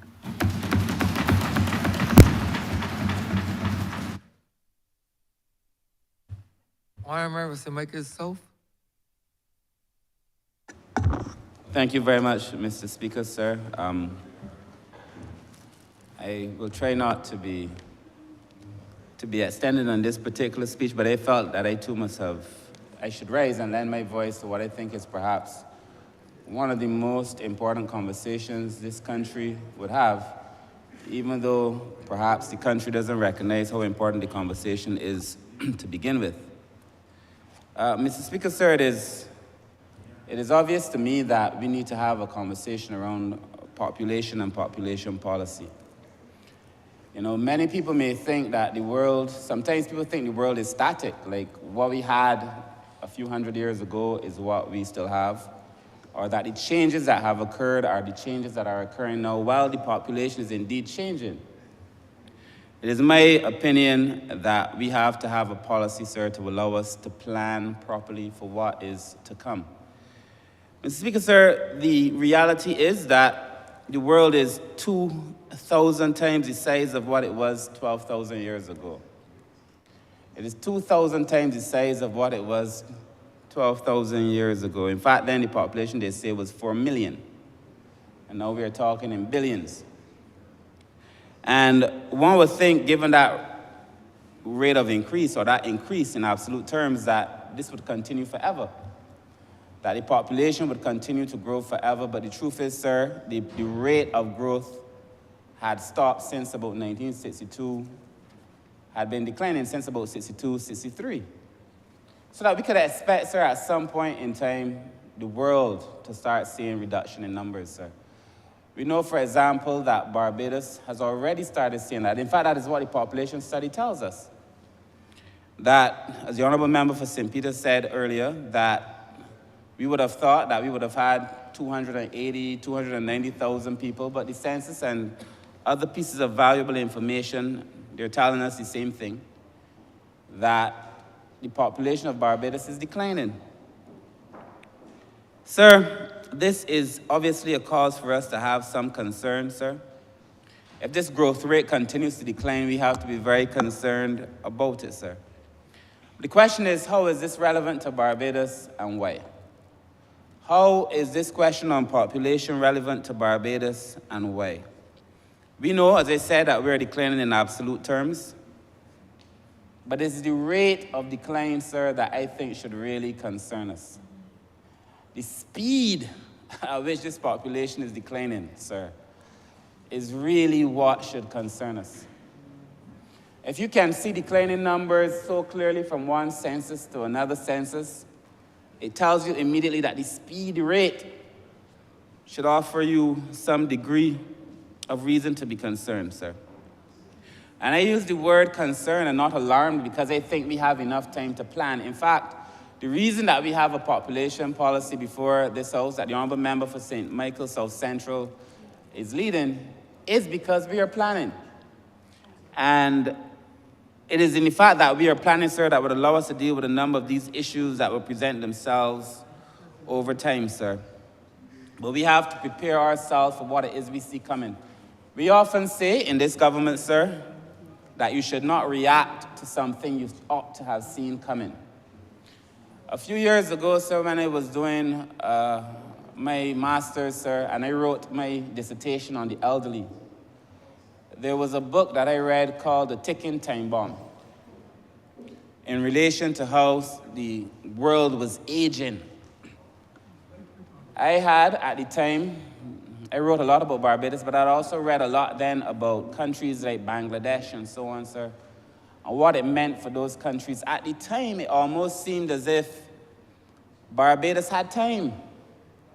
We had a little bit more time, but it is clear to me, sir, that we do not have the time that we thought we had, that I surely thought we had when I wrote that paper, sir. And I agree with everyone that this is a conversation on economic policy, and that it is a conversation, sir, on our social policy. Sir, if we have a declining workforce, as the Prime Minister just said, as all of the data tells us, if we have a declining workforce, sir, and you have an aging population, and then you have a young set of people who have not yet entered the workforce, normally up to 15. You know, the dependency ratio is calculated 0 to 15. The young, those normally above 65, the old. But inside of that now, sir, you have to add the people who are young, who have mental issues, who have disabilities, and so on, who also have to be supported. We therefore have a problem, sir, with our dependency ratio, and it is one that we are going to be forced to confront and to address as a nation, sir. And this has serious implications for Barbados, sir. It has serious implications for the country. So I would want to speak today really very briefly on only two things. I want to talk, sir, about the aging population, and only very specifically, sir, about one thing about it that is troubling me. And then I want to talk very quickly about young people, sir. I do not intend at all to be long. But, sir, the aging population is something that we have to concern ourselves with. Our latest census and the population report and everything tells us that our population is aging. Barbados is considered to be an aged society. I tell people when they speak of Barbados now to stop saying that Barbados is an aging society, because that day is past. We are an aged society and heading very quickly for being a super-aged society where over 21% of our population will be elderly, sir. So I was asked by the Honourable Prime Minister to speak at a conference 2 weeks ago, in her stead, sir, on eye care. And while I have responsibility for aging, sir, I have never, I must confess, considered eye care in the same way that I was exposed to it while I was at this particular conference, sir. And during the course of that conversation, sir, the information was made available to me of the number of people in this world, and I anticipate in Barbados, who are dealing with eye health issues. Sir, we know that vision is the most dominant of the senses, but that there are a significant number of people who are dealing with eye health issues. In fact, sir, we take it for granted, but as we all age, we all deal with eye health issues. All of us. I was in a room with the Honourable Member for St. James North, I think, and a few others. And there were 8 of us in the room, including, permit me to say, Janelle's Honourable. And Janelle is blind. And Janelle is one of the advocates in the ministry, and she's working on making sure the policy, sir, becomes part of our normal understanding. But I looked across that room and I was joking to the others that the truth is, me and Janelle shared a joke that the only person in that room of 8 people who did not wear glasses was Janelle. But everybody else in the room needed to wear glasses, sir. Everybody in the room needed to wear glasses because as you age, your eye health deteriorates, and it deteriorates rapidly. I am convinced, sir, that the cost, in a number of ways, the actual cost of dealing with it, sir, but what it costs people who are unable to see well and not being able to join the labor force, sir. People get irritable. You ask somebody to read something, a man might be prone to violence, you ask him to read something, he can't see it, he gets upset, sir. We have to think about this. I must tell you, sir, that it is my strong view. And I used to think when I was young, I used to say growing up in the Pine that the people who live in certain areas are healthier than people who have money. But it has become my point of view now that it is not that they're necessarily healthier. They just don't maybe go to the doctor as much, not getting their checks as much. Because I would see people 50, 60 years old, sir, in communities that that I represent, communities that that I grew up with, sir, where these men are not and women are not wearing glasses at all. And I say to myself that there has to be, given the ratio, the natural ratio of how people have to wear glasses as they age, there have to be a certain amount of the population in regular communities too who should be wearing glasses. And that we have to find a way to make sure that the average Barbadian, as this society ages, have access, sir, to proper eye care. If you do not have proper vision, sir, it completely affects your quality of life. It affects your capacity to earn. It affects your capacity to be a productive member of the society, sir. And I was saying to the honourable member for St. Peter, even as we talk numbers, we have to talk about quality. Mr. Speaker, sir, I feel that we have to therefore make it more accessible, but also, sir, because I know we will say that it is available, you can go and get your eyes checked if you want. But somewhere along the line, sir, I am extremely concerned about this eye health because I know if I look around the room of people who are above a certain age with glasses, and in another place, nobody with glasses, yet we're asking these people to be able to read daily, read the newspaper, read the internet, read this, read that, sir. We have to be able to do something about it, sir. I think it was Yellow Man who had a song, if life was a thing, money could have buy, the rich would have live, and the poor would have die. And everywhere I go here, the poor man cry, you can't take it. But, sir, I believe so well, obviously not as linear as that, sir. There is something to be said about how we make healthcare as the population ages available to those who do not have necessarily the wherewithal. Or a person might not want to go. You know how it is. A man might say he ain't wearing the glasses, sir. I say this because I know as if our population continues to age and we want to get the best out of everybody, sir, we have to make sure that they have the best chance to be able to do so, sir. The other problem that I came into contact with is that the vast majority of people who have issues with eye health, as would be the case in this Barbadian population, and many who go blind, sir, are dealing with preventable vision loss, or what they call unnecessary blindness, sir.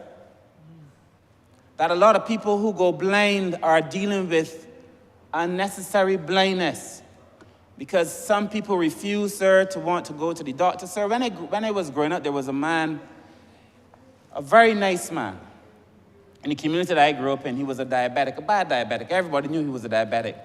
And then sometimes with diabetes, apparently you go blind, then it comes back, and you go blind, and sometimes, then it went permanently. But we could not get, his name was Carlisle, put me to say, we could not get him to stop drinking.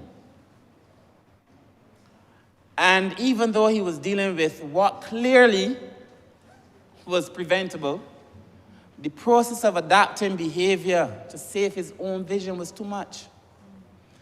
I do not know now, sir, that it is enough for us to say that people can go or people can have access, sir. I think we have to find a way, sir, because the opportunity cost, but the real cost of dealing with preventable eye loss, sir, and a lot of it, sir, from refractive illnesses and cataracts. So these are things that we should be able to address. There's a whole set of disabilities associated with aging, sir, in Barbados that are preventable. We met with the Amputee Association very recently, sir. They were telling us, sir, about some of the things that they have experienced. There's just a number of things that we have to be able to fix. There can be no conversation on population, in my mind. Recognizing that a part of it is the fact that many people who are in this population are getting older. There can hardly be a conversation about population without a conversation on aging, and a conversation on aging without a conversation on disability. Because in Barbados, a lot of us who age are dealing with disabilities, whether it is an eye loss, whether it is a physical disability, whether it is just a general sense of malaise, and of course, sir, with dementia.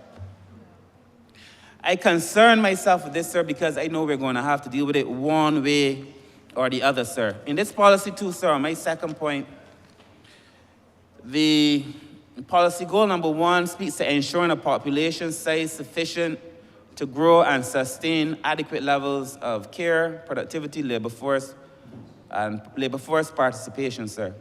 But nothing stays static.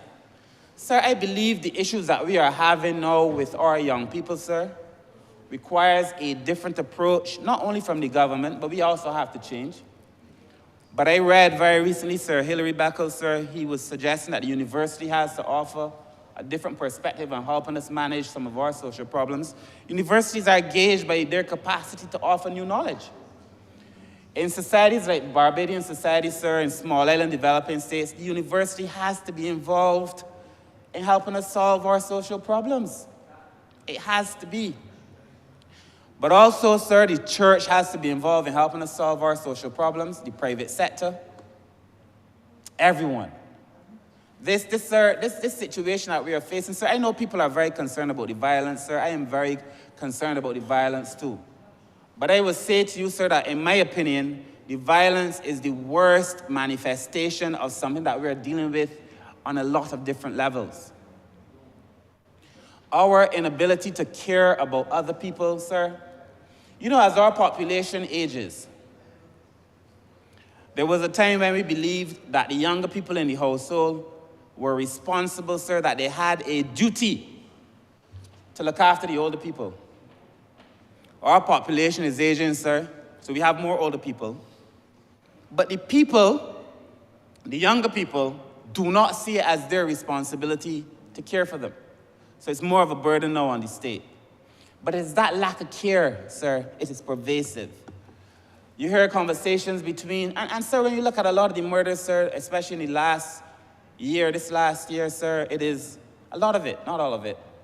2 people had a quarrel. You know, there used to be an oligoli. 2 men have quarreled, so 2 men must fight. Please stop them before it is too late. And the lady goes on and saying, one of us won't sleep tonight, one of us won't eat tonight. Speaking of Asian. Yeah, speaking of Asian. My mother used to play these oligolis every Sunday. 2 men have quarrels, so 2 men must fight. And you know, sir, petty quarrels. Petty quarrels. And these things, sir, are resulting in people being deprived of their lives. Because to me, sir, it is a situation around care. And people just don't seem to care about other people.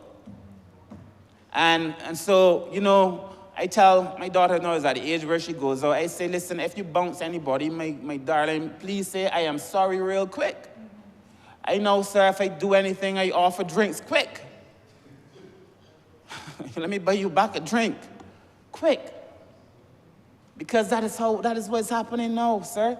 And I'm saying that the manifestation that we're witnessing in violence is perhaps, sir, part of that trajectory that is fueled by the lack of care, which takes me into a conversation in our homes, it takes me into a conversation in our schools, it takes me into a conversation in our communities. I say to people too, that the idea that we can solve poverty in the Ministry of People Empowerment is a non-starter, because by the time you come to the Ministry of People Empowerment, you're already in poverty. You already need the help. The solution has to be before that. The police cannot solve our crime problem, then, is my point. The police cannot solve our crime problem. And sir, I do not think our crime is out of hand. I really don't. But I do believe, sir, that if we are going to tackle it, it has to be all of us, sir. I was making the point, sir, I speak to the Honourable Member from St. Peter and the Honourable Member for St. Michael South Central a lot. But I was just making the point that as we look at these numbers, we are assuming things. We are looking at the population numbers, and we are saying in absolute terms, well, we have X amount of people of a certain age. But if you look at that X amount, you must start subtracting. How many people of that X amount, sir, of working age are actually getting the skills or want to have the skills, because not that they don't have the skills, want to have the skills? How many training programs the Ministry of Education has put on? When I look at the amount of offerings in terms of skill training, you can find training in Barbados now for everything, sir. I offered training recently to some young people. You may tell me we're training minister. They don't call me minister, call me Kurt. We're training Kurt. We're looking for money. We're looking for money. And that these are long-term conversations that we have to have if we're going to be able to resolve this, sir. But I was saying, like, when I look at what is available in terms of the attitude, people's capacity, sir, people's desire to want to stay the course, people's, sir, you know that if you take a job, there has to be sacrifice. You may work from X hour to X hour. You get a lunch hour. These are things that are normal. You would think this is regular, everyday conversation. This is normal things. So there are a lot of young people who do not even begin to understand the concept of a lunch hour. People who would say, I ain't working for nobody, which is fine.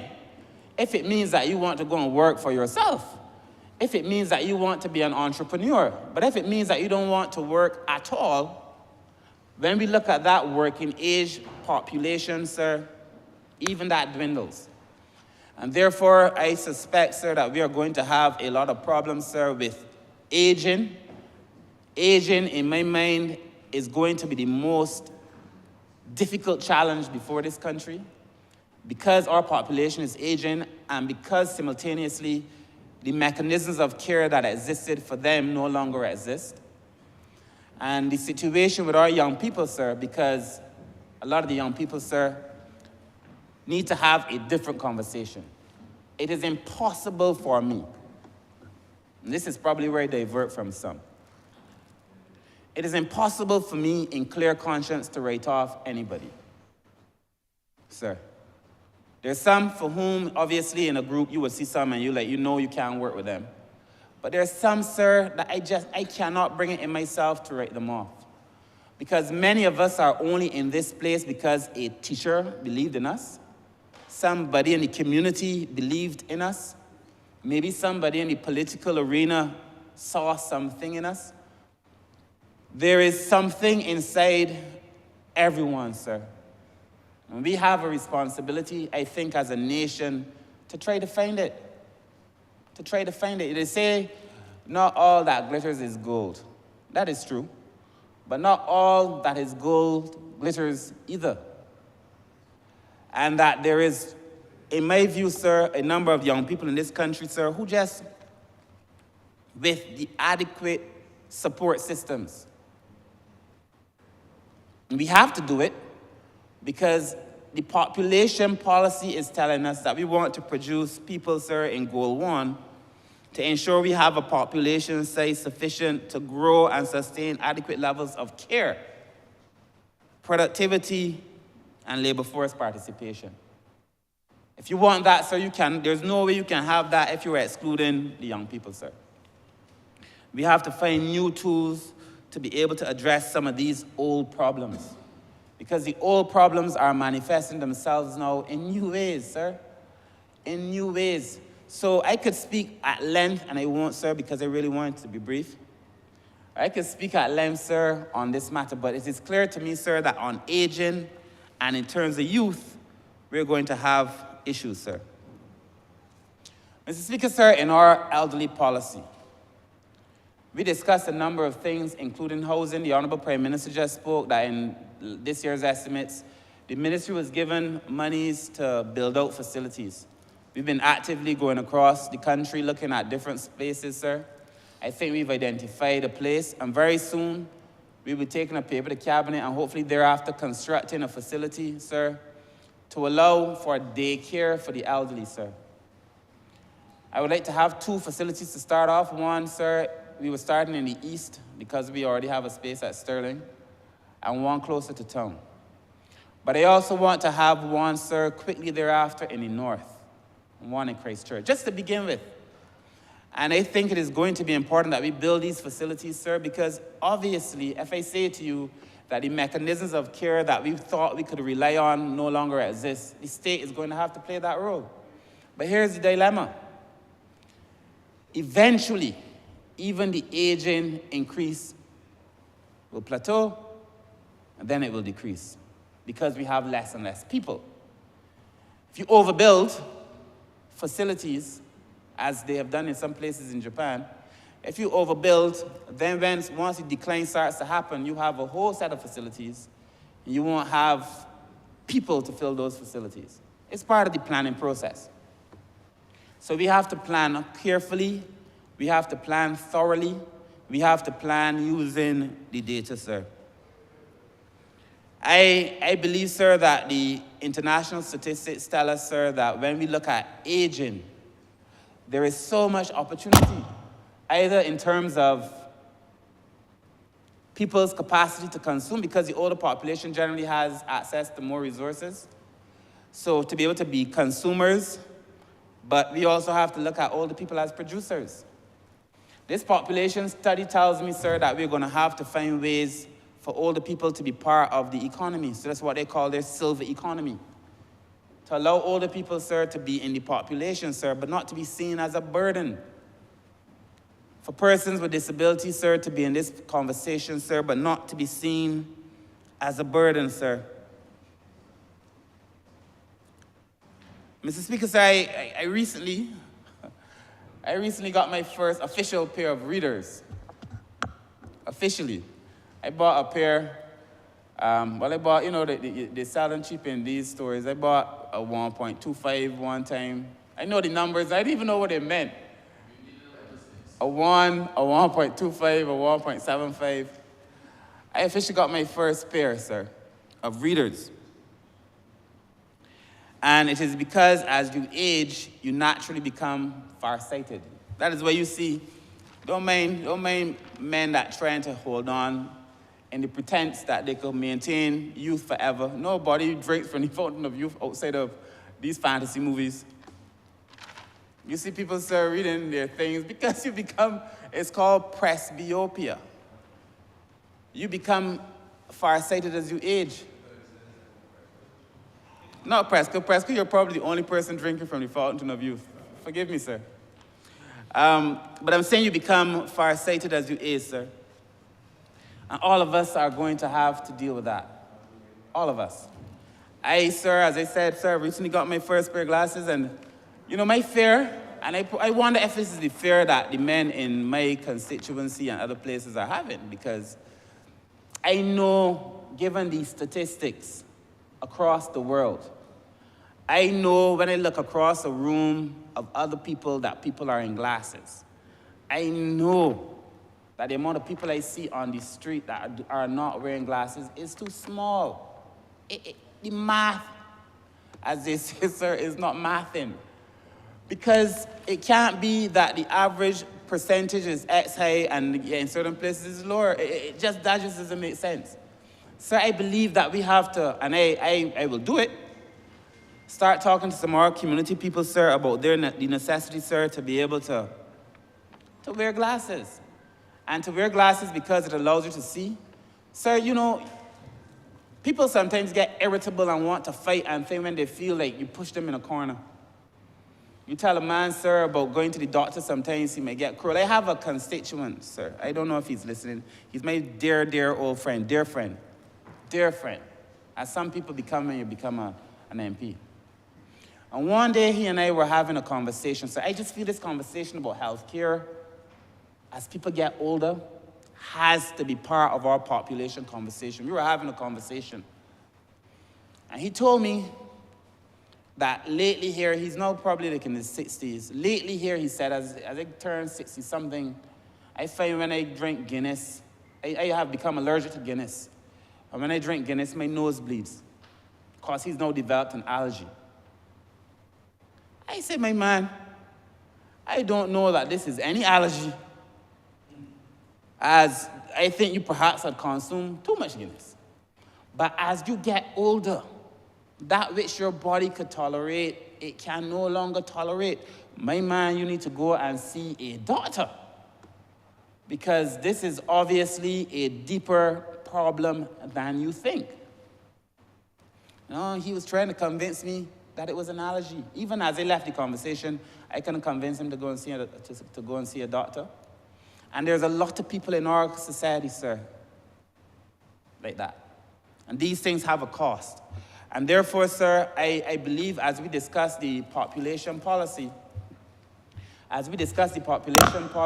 going forward, sir, we have to look at all of these issues. It makes a significant difference. We have to look at transportation, housing, education, retooling our people, sir, to make sure that even as we discuss a number of these things, sir, we are in a better position to be able to address them. Mr. Speaker, sir, I will close with this, sir. During the last set of estimates, the last estimates exercise, when the Honourable Member for St. Peter was in the well, I had raised a constituent of mine, sir, who had paid X amount of contributions, but not enough. He was just short. I walk around my constituency, sir, and even among some of my friends, and I ask them, have you been making contributions to NIS?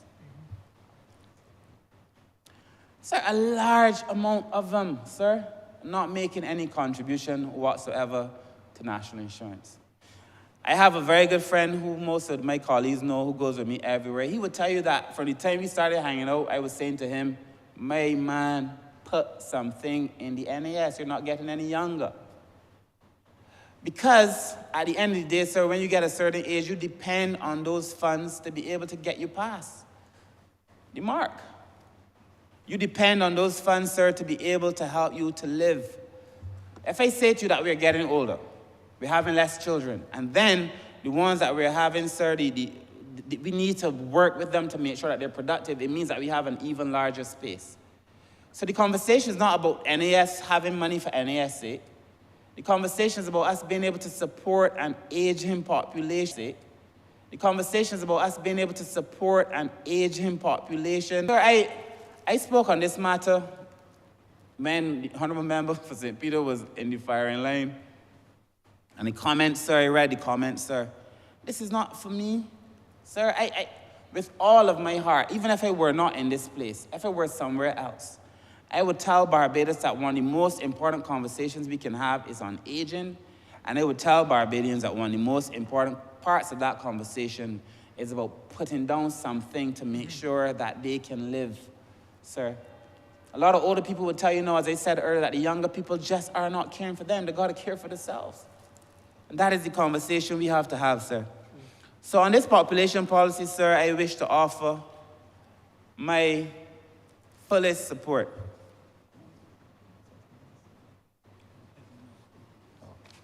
I wish to offer my fullest support, sir. I want to make sure, sir, that Barbadians recognize, sir, that this is a planning tool. We are planning. The population policy allows us to plan. It is that we see what is happening and we are planning for it. As will be the aging policy, as will be the disability policy, and so on, sir. So I wish to support this policy, sir.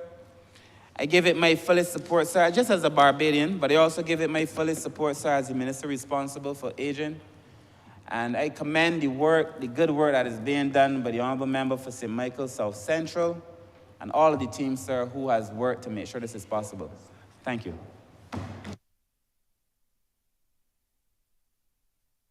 Honourable St. James South. Thank you very much, Mr. Speaker.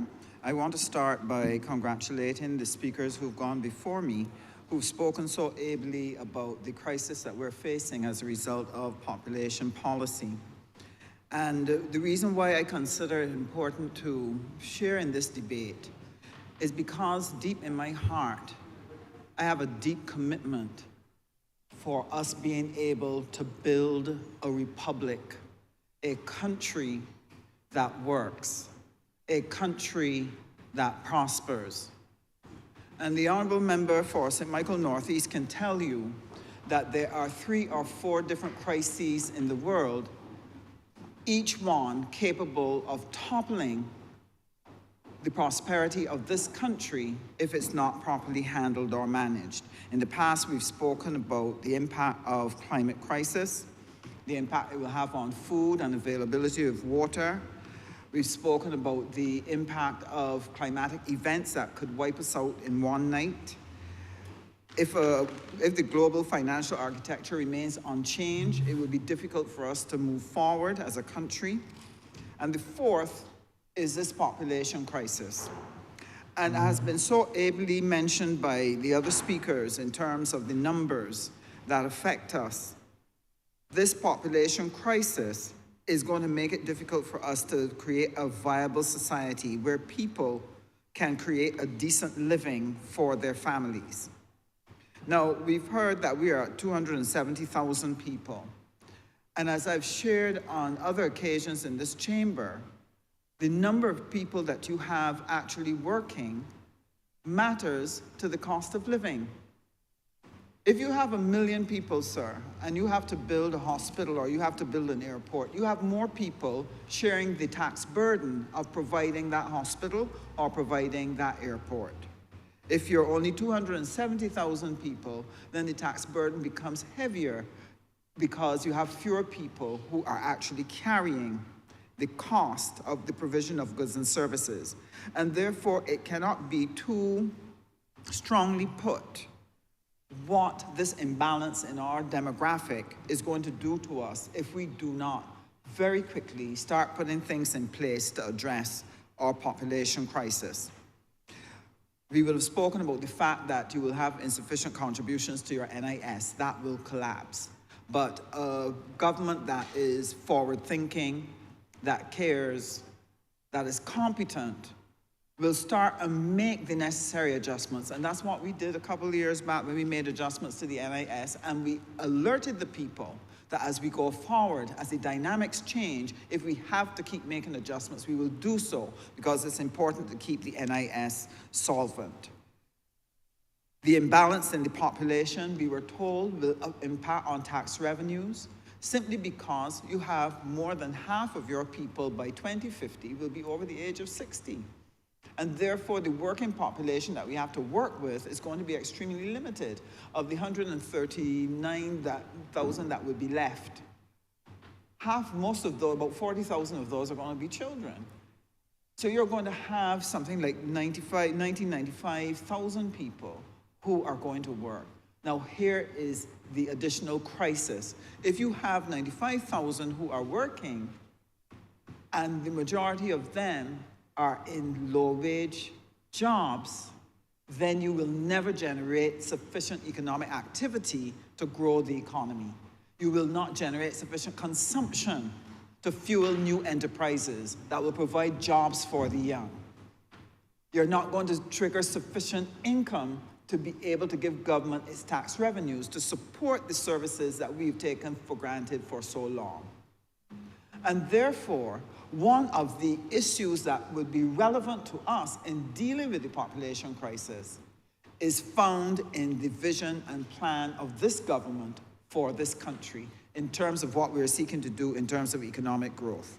Let me just share a few thoughts on that.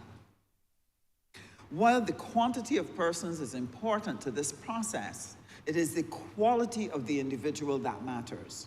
what they think, how they function, how they prosper, how they socialize, decisions that they make. And we have seen enough in this country in the last few years that has told us that we have a problem with the social fabric of the country, and that if we don't work at improving that, we are going to find ourselves in a situation where we do not have a viable population because our people are not adequately trained, not adequately socialized to be able to function well in this economy. And so, what does that mean? It means that if we are going to improve the economic performance of this economy, we have to find meaningful ways to increase the skills of our people. And what this speaks to is the absolute necessity for transformation in our education system in order to provide our young people with the necessary skills. And how would that help us? If you have higher skilled labor, it means you can attract a better quality of investor into the country. You can attract the types of jobs that will allow for good pay, that would bring good spending in the economy, will help us to generate foreign exchange, and as a result, we will be able to build out the economy because skilled labor will give you better enterprises, will give you better economic outcomes. And that is why the work in the Ministry of Education is so important, especially in the area of tertiary education. One of the plans that we are currently working on is how can we intensify and encourage more of our young people who may now be sitting on the block, who may now be underemployed, who may be at home frustrated, or who may be looking to go overseas to get a job. How can we encourage them to utilize the programs that we have put on the table to assist them to acquire the skills that we need to build out the economy of Barbados? And this is why the Construction Gateway program is so critical to what we are doing here in Barbados. We just recently launched a cohort, and we are seeking to attract as many young people as we can to take up some of the skills that we are offering. But this government did not stop here in terms of looking at tech-voc education and improving our technical skills, but has sought to attract persons who can come into Barbados and provide us with the opportunity to acquire skills in things like cybersecurity, where they're able to earn higher pay. We are creating a global worker who can work from Barbados, but able to offer that service any part of the globe, and therefore become a global worker. And so the cybersecurity program is important, and I just want to alert the Chamber and alert the population through you, Mr. Speaker, that another cohort is being sought for September, and we want to encourage as many people as possible to take up cybersecurity. We've also looked at the artificial intelligence training, and there are a couple other courses that are going to come online that will provide our Barbadians with the higher level skills that will attract greater income. And that will help us to offset part of our problem of too few people working. If we can increase the pay, it will help significantly to help us come to a better balance. I have been very pleased with the process that we have engaged in with the National Transformation Initiative, where we've been able to offer through Coursera a whole series of training programs that, again, will help to lift the skills. But one of the problems that I think, if we're going to tackle the issue of the quality of the population, we have to help people re-engage in learning and to love learning again. People have become disengaged with learning. And that's one of the reasons why we have discussed what do we need to do to increase that interest. One of the problems that we discovered was that many people coming out from the general education system had not mastered their literacy skills, their numeracy skills, and that this acted as a disincentive to people to continue going through education. And so one of the things that we have put into the Construction Gateway training is that remedial training in literacy and numeracy, along with IT and civics, in order to help them build a stronger base so that they can absorb the construction skills and go out and get that job.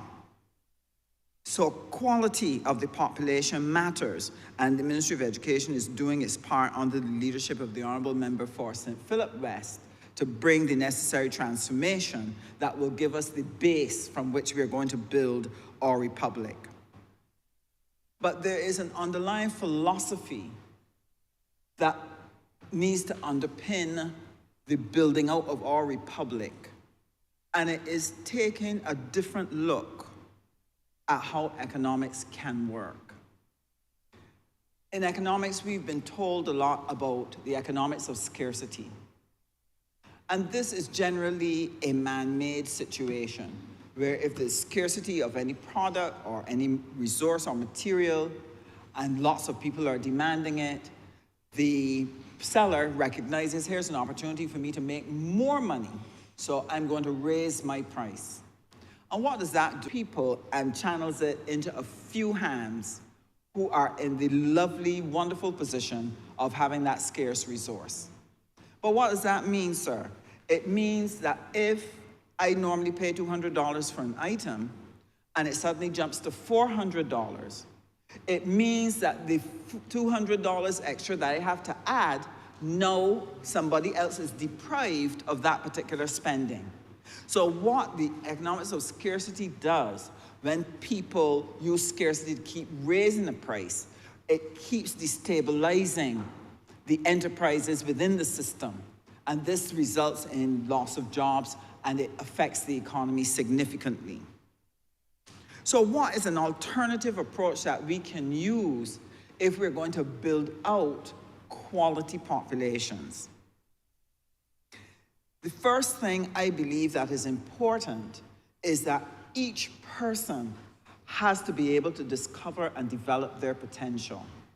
That if each individual is able to acquire skills in the area of their interests, skills in the area for which they have aptitude, they will bring a level of creativity, innovation, passion, and interest to that particular area. Just imagine if we were able to accomplish that in Barbados. What you would have would be passionate, energized workers going to work every day because they were doing something that was consistent with them. Not only would they be able to get a job because of the interest and passion, they're able to bring creativity and innovation. And if we start to help our people commercialize their innovations, know how to take that idea and make a business out of it, this is where now they too can become part of the entrepreneurial class and part of the asset building class. And this is important. Once people have the ability to do what is consistent with them and be creative and innovative, it means they're going to bring to market goods and services that have global value, that have global interests.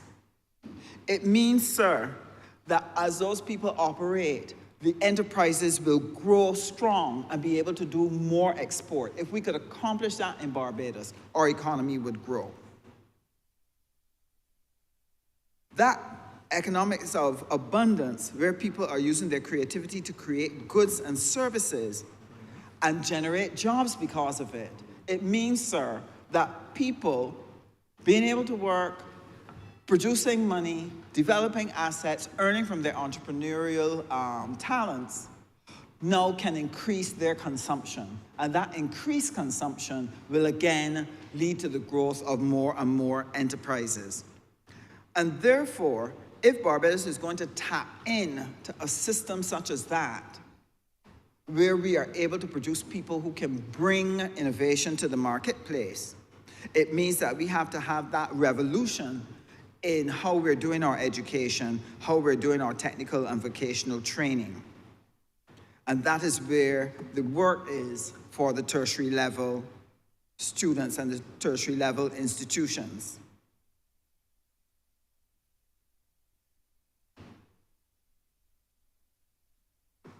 One of the things for me, sir, if we are able to get this right, we are going to be able to build a society that is prosperous, a republic that works.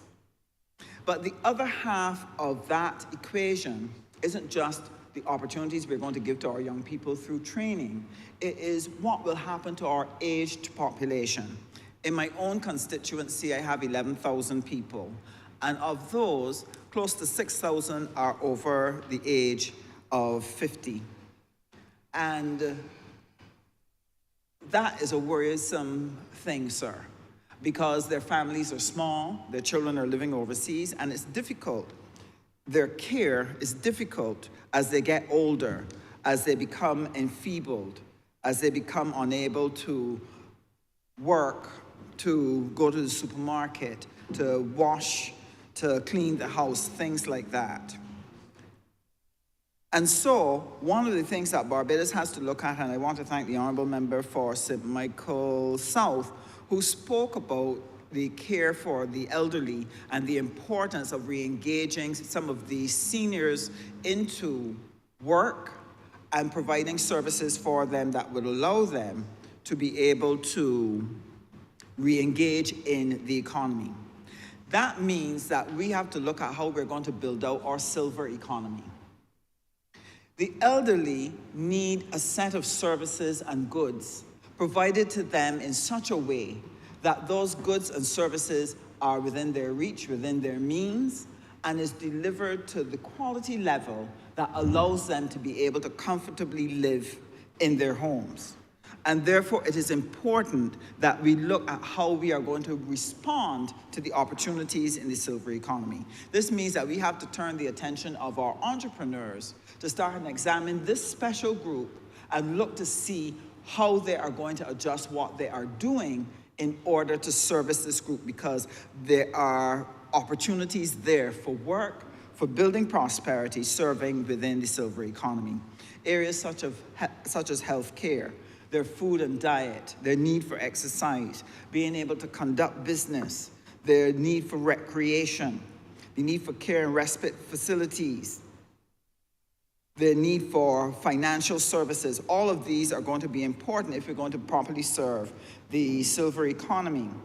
Now, on the area of recreation, I just want to give a quick example of how we are losing within the economy when we are not looking at the provision of services. One of the services that is going to be quickly needed for our elderly population, there are two that are of critical importance. One is being able to use a computer so that they can improve their ability to live independently. That's going to be very important. But for the same reason that was shared earlier, the lack of ability to see at night has caused many elderly people to withdraw from social activities. They don't go to anything that is going to finish after sundown. And so immediately they curtail and limit their capacity to go out, like at crop over, to go to those activities, going to church, going to special concerts. All of these are things that now become unavailable to them because they do not want to risk to be on the road. For a long time, I have sought to find persons who are willing to look at the provision of transport for special activities to allow these persons to be able to engage socially. If we were able to do that, again, you would raise consumption and spending within the Barbadian economy. These are the things that are important if we are going to be able to help our elderly engage within the population. But the most important thing I think that is needed for them, a number of them are still of sound mind. They're still able to get around, move around. Part of the issue that we have, especially during COVID, sir, was the fact that a lot of those senior workers were not re-engaged in work. When companies closed, many were laid off. When companies re-engaged staff again, they stuck with their younger workers. And so we have a number of people who never got to finish that mortgage, who did not get to complete having their child get through university. People who wanted to do traveling, who were unable to do so because now they're deprived financially because of what would have happened during COVID. And one of the things that we have to spend some time thinking about is how are we going to create economic opportunities for seniors to be able to work again. Many of them do not wish to work 5 days a week. They don't want to work 40 hours a week. What they want is the opportunity to be able to work 2 or 3 days a week so that it fits within their energy output, it fits within their interests, but at the same time, they're going to be able to earn. If we are not able to help them do that, one of the backlashes from that, sir, is going to be their inability to maintain their housing. Their housing will start to deteriorate. It will get more and more costly as they seek to respond to the fact that the house needs repairs. And eventually, we will find ourselves with a number of structures that are uninhabitable.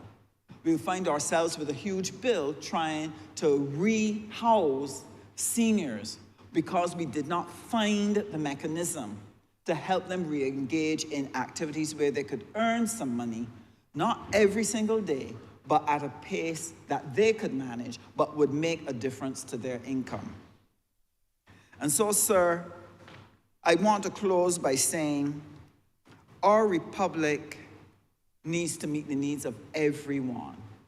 And we need to look at what we are going to do in terms of care for the elderly, improving how we're training and skilling our workers, how we are raising our children, how we are socializing them. And we need every single part of our society to work together to make it happen. We need families to work together. One of the most distressing things for me as an MP was to recognize that there are a number of families that are so dysfunctional they could not help themselves during COVID because they could not work together. They could not lay down the anger. Now, if they can't lay down the anger inside of the home, you can imagine what will happen out in the wider society as they engage each other. The crime rate will keep rising. And therefore, there is a need for us to start and do parent training in our communities because it is the only way we're going to pull back what is happening between what we need to do in the school and what we need to do in terms of parenting. These are two things that can help make a difference in our communities to help break this pipeline that is fueling crime. I want to sincerely thank the Honourable Member for the City, the National Peace Program, and the Honourable Member for St. Joseph. The National Peace Program is supporting a number of parenting programs that are being launched in July all the way through to almost the end of the year. These programs are important. My concern, however, is how are we going to attract the people who really need to be in the parenting programs to attend? I think this is something that we have to look at to ensure that we get the numbers so that it helps to make the difference. Just in another couple of hours within the constituency of St. James South, that National Peace Program with the parent training is going to be launched. And we are very thankful that the Caribbean Institute of Social and Emotional Learning and Paradox, they're working together to be able to deliver that training for our parents. I believe that this is something that if we can embrace this across the country, I think that it could go a long way to helping us repair the fabric.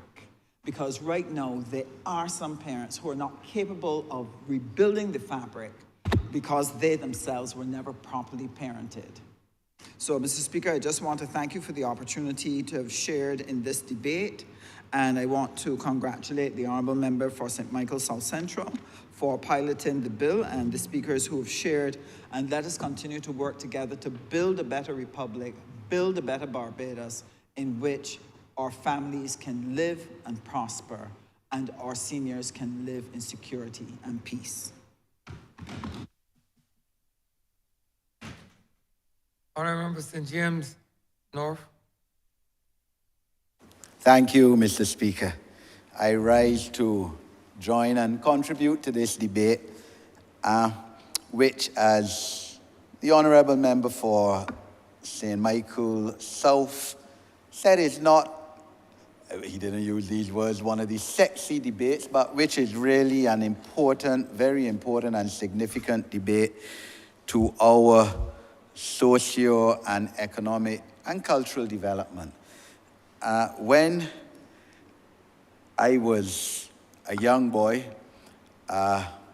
50 years ago, I believe at that time Barbados was the second most densely populated country in the world per square mile.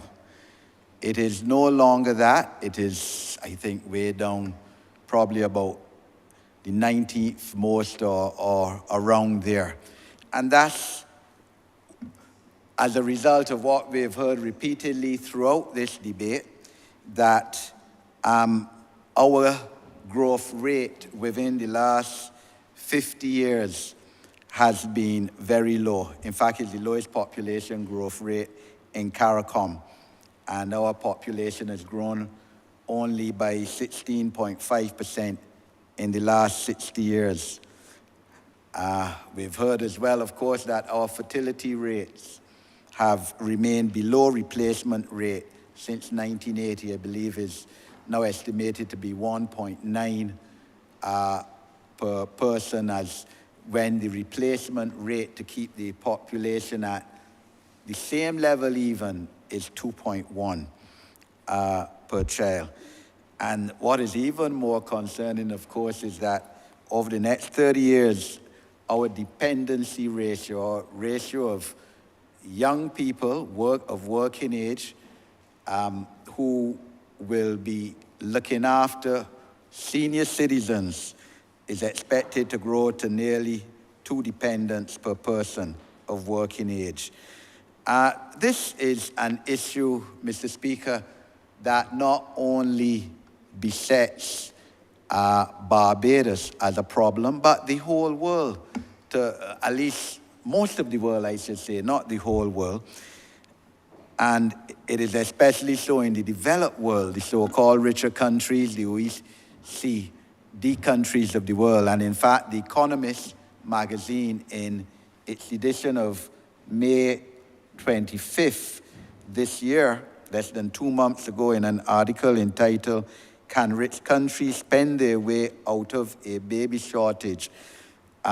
spoke on this issue for 3 pages and spoke towards the kind of policies and incentives that some of the wealthy countries in the world are utilizing to try and increase their population by getting young people to have more children.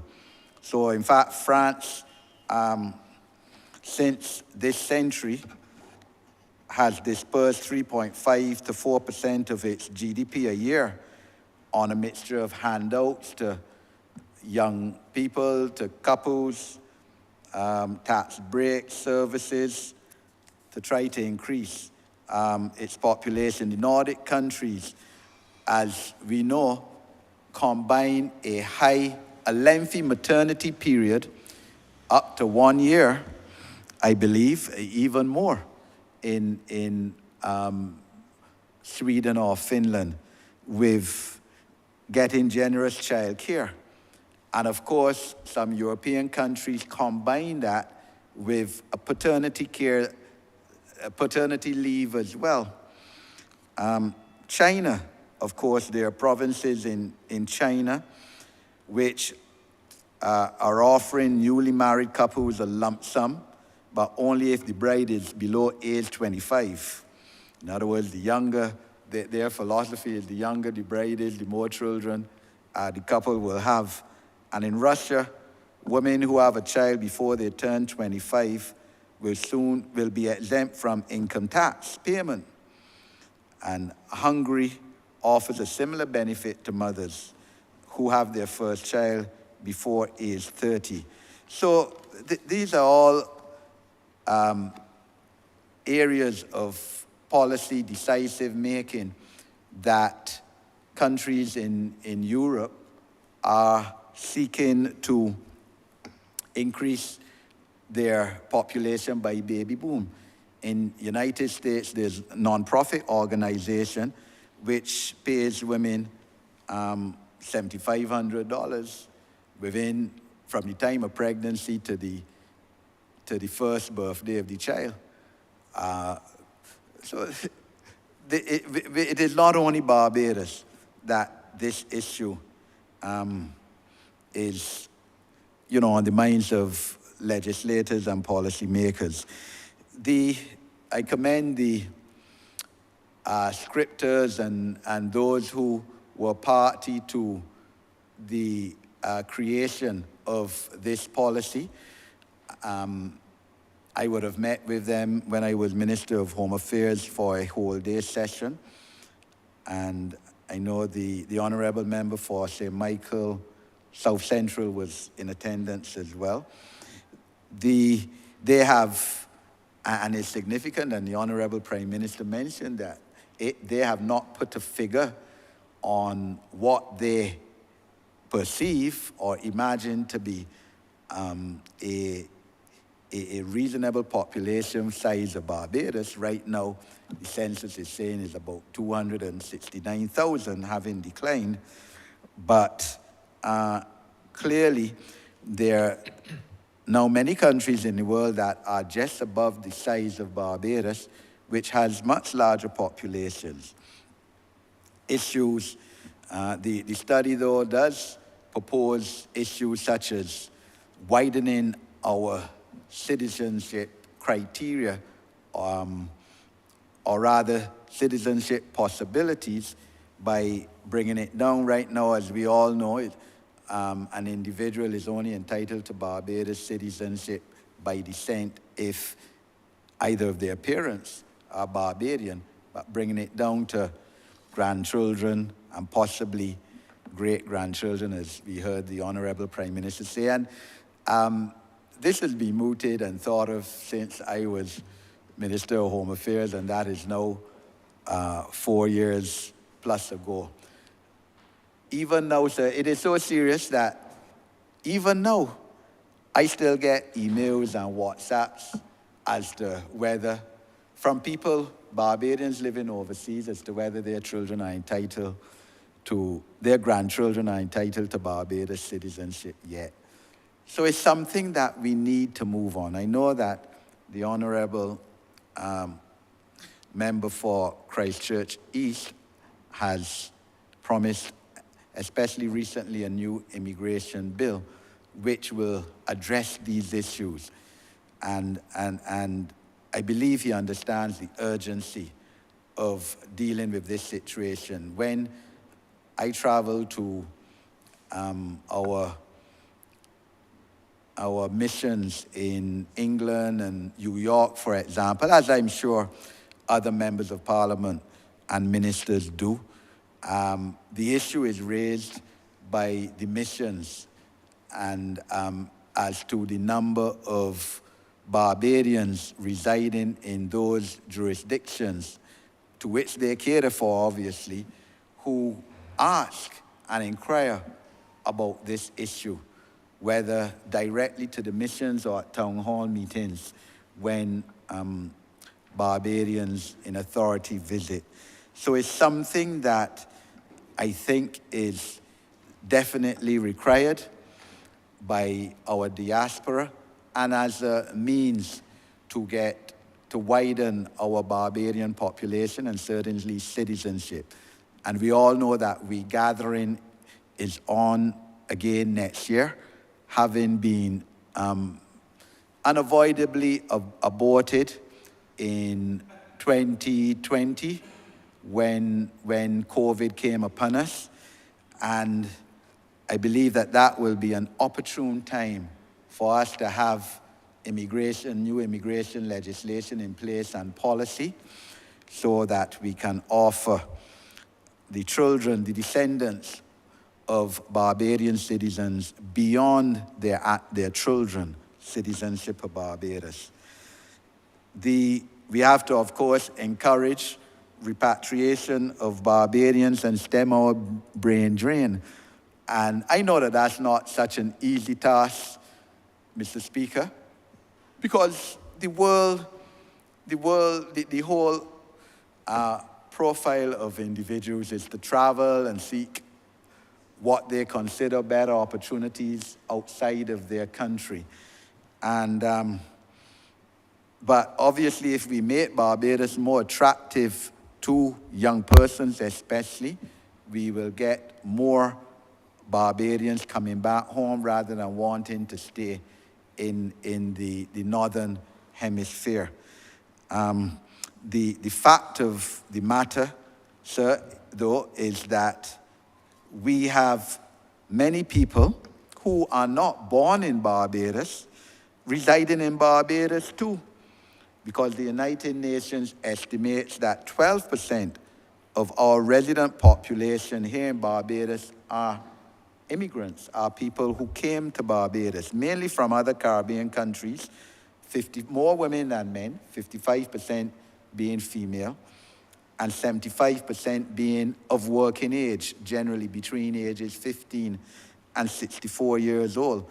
So even though, as other members, in particular the Honourable Prime Minister said, even though we have been immigrating to other countries since emancipation, whether it's Panama, whether it is obviously the northern countries, England in the 50s and 60s, many of our people there were nurses, worked on the London transport, whether it was Canada in the 1960s, 70s, when Canada started to open up its immigration laws and policies to allow professionals to come there, especially from the Caribbean, and many of our nurses went there, for instance, even coming across then from England to Canada, and whether Panama, as we all know, yes, 1/3 of our people, particularly men, left and went to Panama and helped build the Panama Canal, including my grandfather. So even we have been a people who seek better opportunities outside.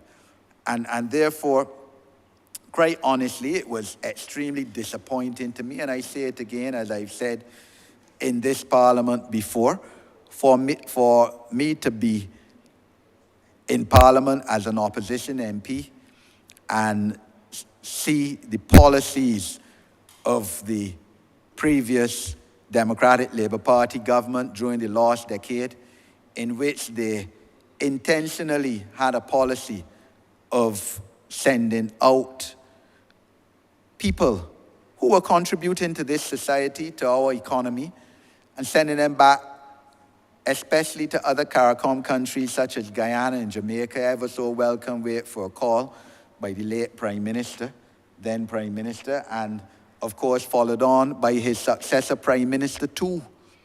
And all of us are one in this CARICOM, as far as I'm concerned.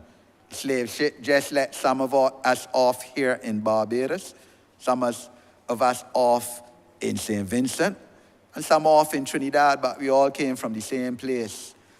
And therefore, it was especially disappointing, and that was the crux of a matter. Whether there were 30,000 Guyanese here or not, as the opposition said, those Guyanese were contributing to this society. They were paying income tax, and a lot of them.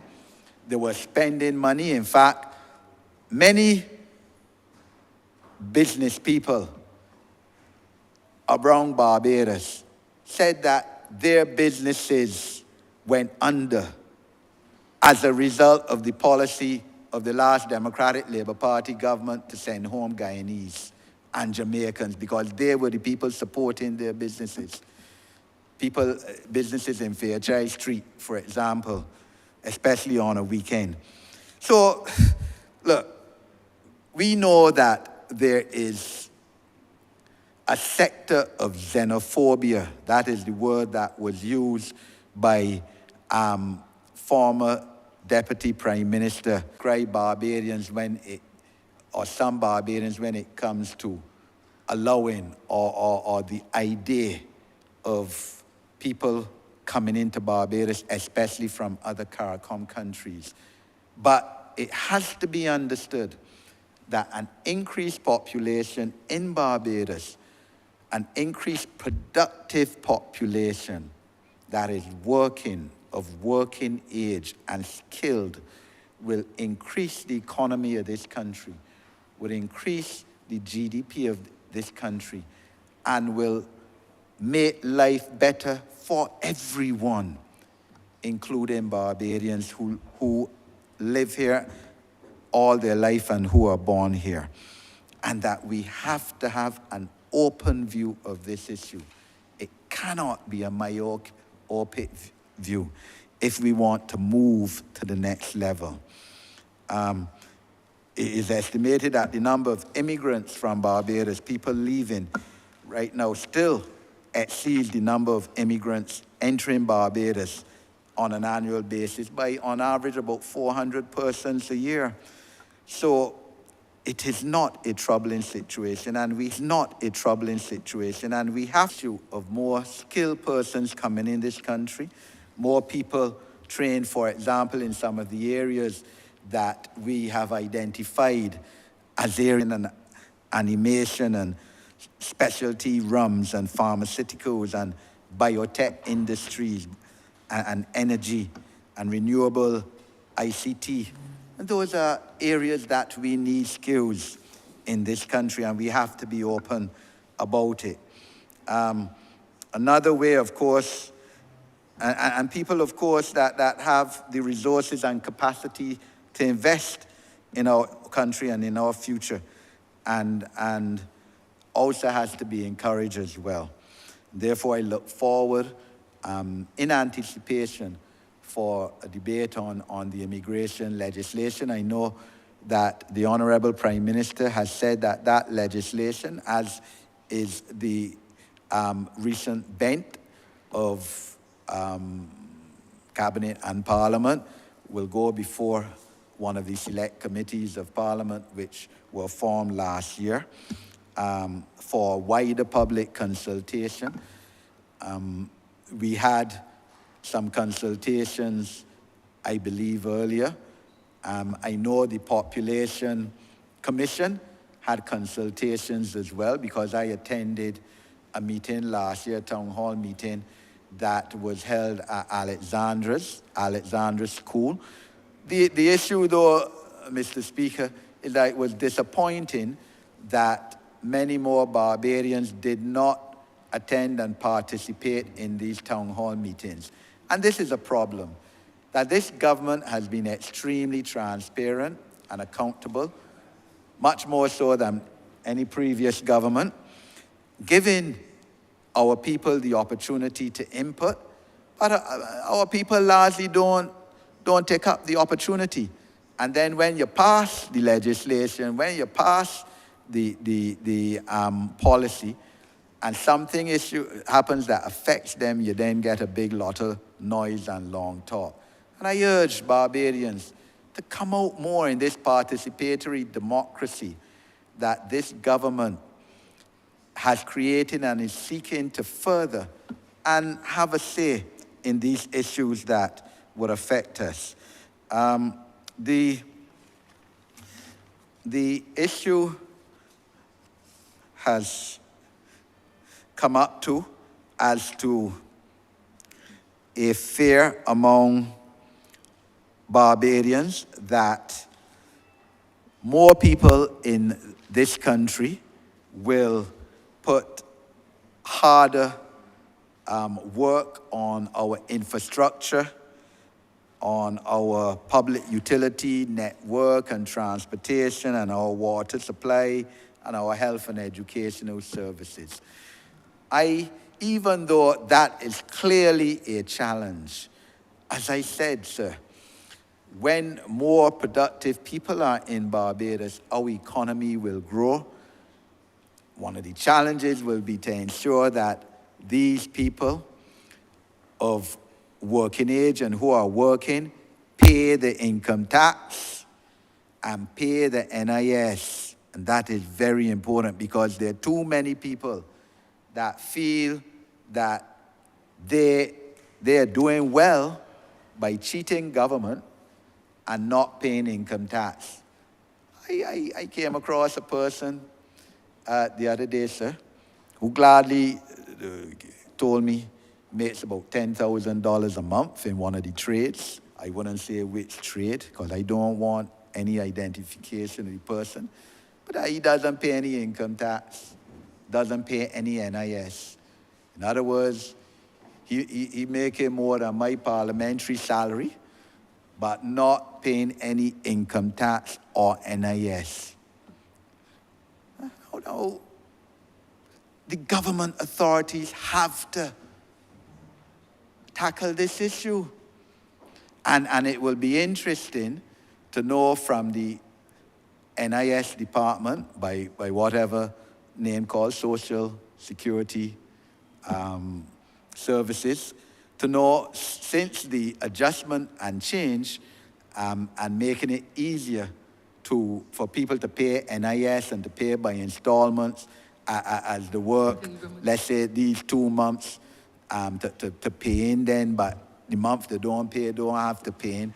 It'd be interesting to know that with those adjustments which came into effect on the 1st of January this year, whether the percentage increase in self-employed persons paying NIS has moved significantly from what I believe we were told was just 15% last year when the amendments were debated, led by the Honourable member for St. Peter, and I think it was September last year.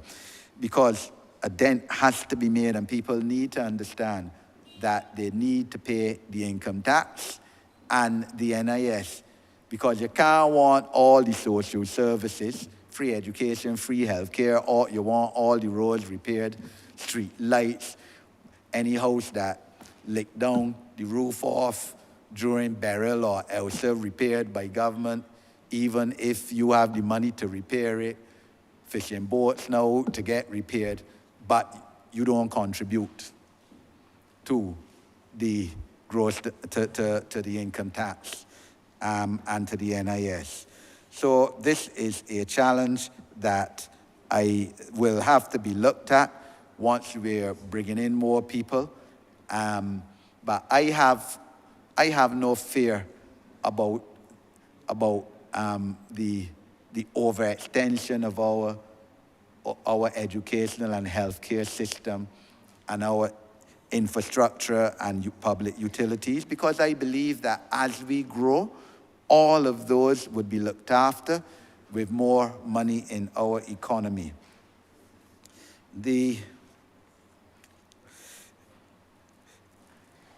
number of Bajans, and this is an interesting statistic as well, Mr. Speaker, that the study brings out, that the number of Bajans living overseas total almost 30% of our population. So in other words, if our population is about 270,000, about 90,000 born and bred Bajans live overseas. And that's an interesting statistic. And like I said, when you add up their children and the grandchildren, you can start seeing that. And once we make Barbados more attractive, we will get some of them back. That's the truth, especially, I suppose, as they seek to retire. But we also want some young, productive Bajans and persons of Bajans descent to come here as well. Even if it is, because we have a more attractive environment and more attractive climate. The issue of government, therefore, as well, has to look at issues such as paternity leave. And I know that it is something that the administration is looking at. I believe it was in the Barbados Labour Party's 2018 manifesto. I can't recall if it was in the 2022 one as well. But I know that can have a bit of complications because there are some men that might want to claim maternity leave for two sets of children from two different women. But it's something that certainly the administration needs to reflect on. Issues of flexible working arrangements is also something that has to be looked on, because let's face fact that with the main burden for raising children being on women, we have to come to a situation, and for many reasons, where we have a better facilitation of flexi work. We had it during COVID, sir, and we can do it again, even working from home, some people. So these are issues that would need to be addressed as well. I agree and support the argument by the Honourable Member for St. Michael South Central when she introduced the resolution that just calling on Barbadians to have more children, as was done on the floor of this Parliament by the Democratic Labour Party's last Minister of Education, is oversimplifying the issue, because a child conceived tonight not going to be really productive till 20 years at the minimum from now. So when the Honourable, when the then member for Christchurch East Central stood up right there, sir, and made that statement, I was quite honestly astonished. But a simplified brain will give a simplified solution to an issue. Has to be more than that. The issue is that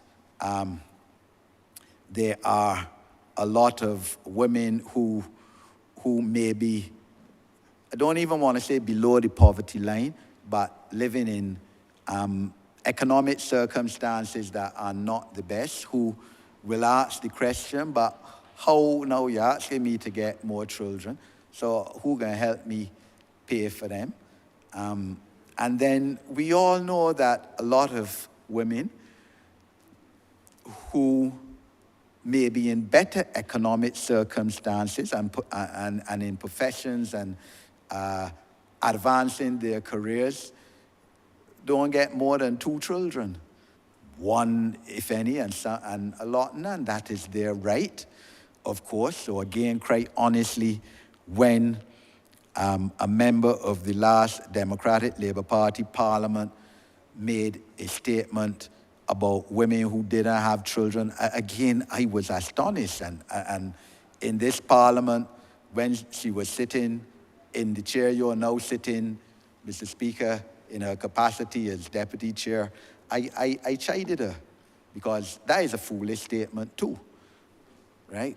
So it is not an easy issue to circumvent. Yes, we have to, it would be good to have more fertility policy issues and speaking about well-beings in total of family. The fact of the matter, as the Honourable Prime Minister referred, our policy starting in the 1980s for family planning probably worked a bit too well. That's the reality of the situation.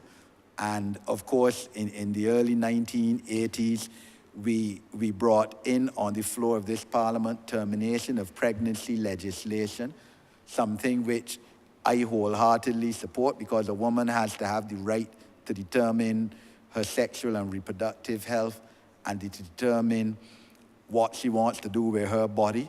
So I totally am at conflict with the United States Supreme Court on that issue, reversing the effect of Roe versus Wade after 50 years of precedent.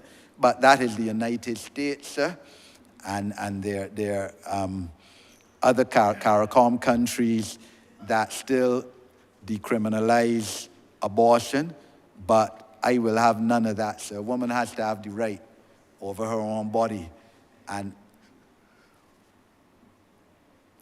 has to have the right over her own body. So we accept that there are issues which are challenging in terms of population increase, but those that are that you can reach out and touch, like changing our immigration policy, like wooing more people into Barbados by the policies that this government is implementing and seeking to invent, and to make Barbados a more investment-friendly place must come in. I commend and support this population study, Mr. Speaker, and thank those who served on the commission for their public service to our country. I'm obliged to you, sir.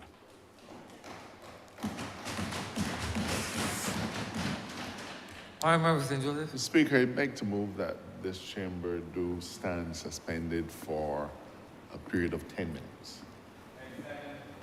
Question is that this honourable chamber be suspended for 10 minutes. All those honourable members in favor, please say aye. Those against, please say no. We think the ayes have it. This chamber stands suspended for 10 minutes.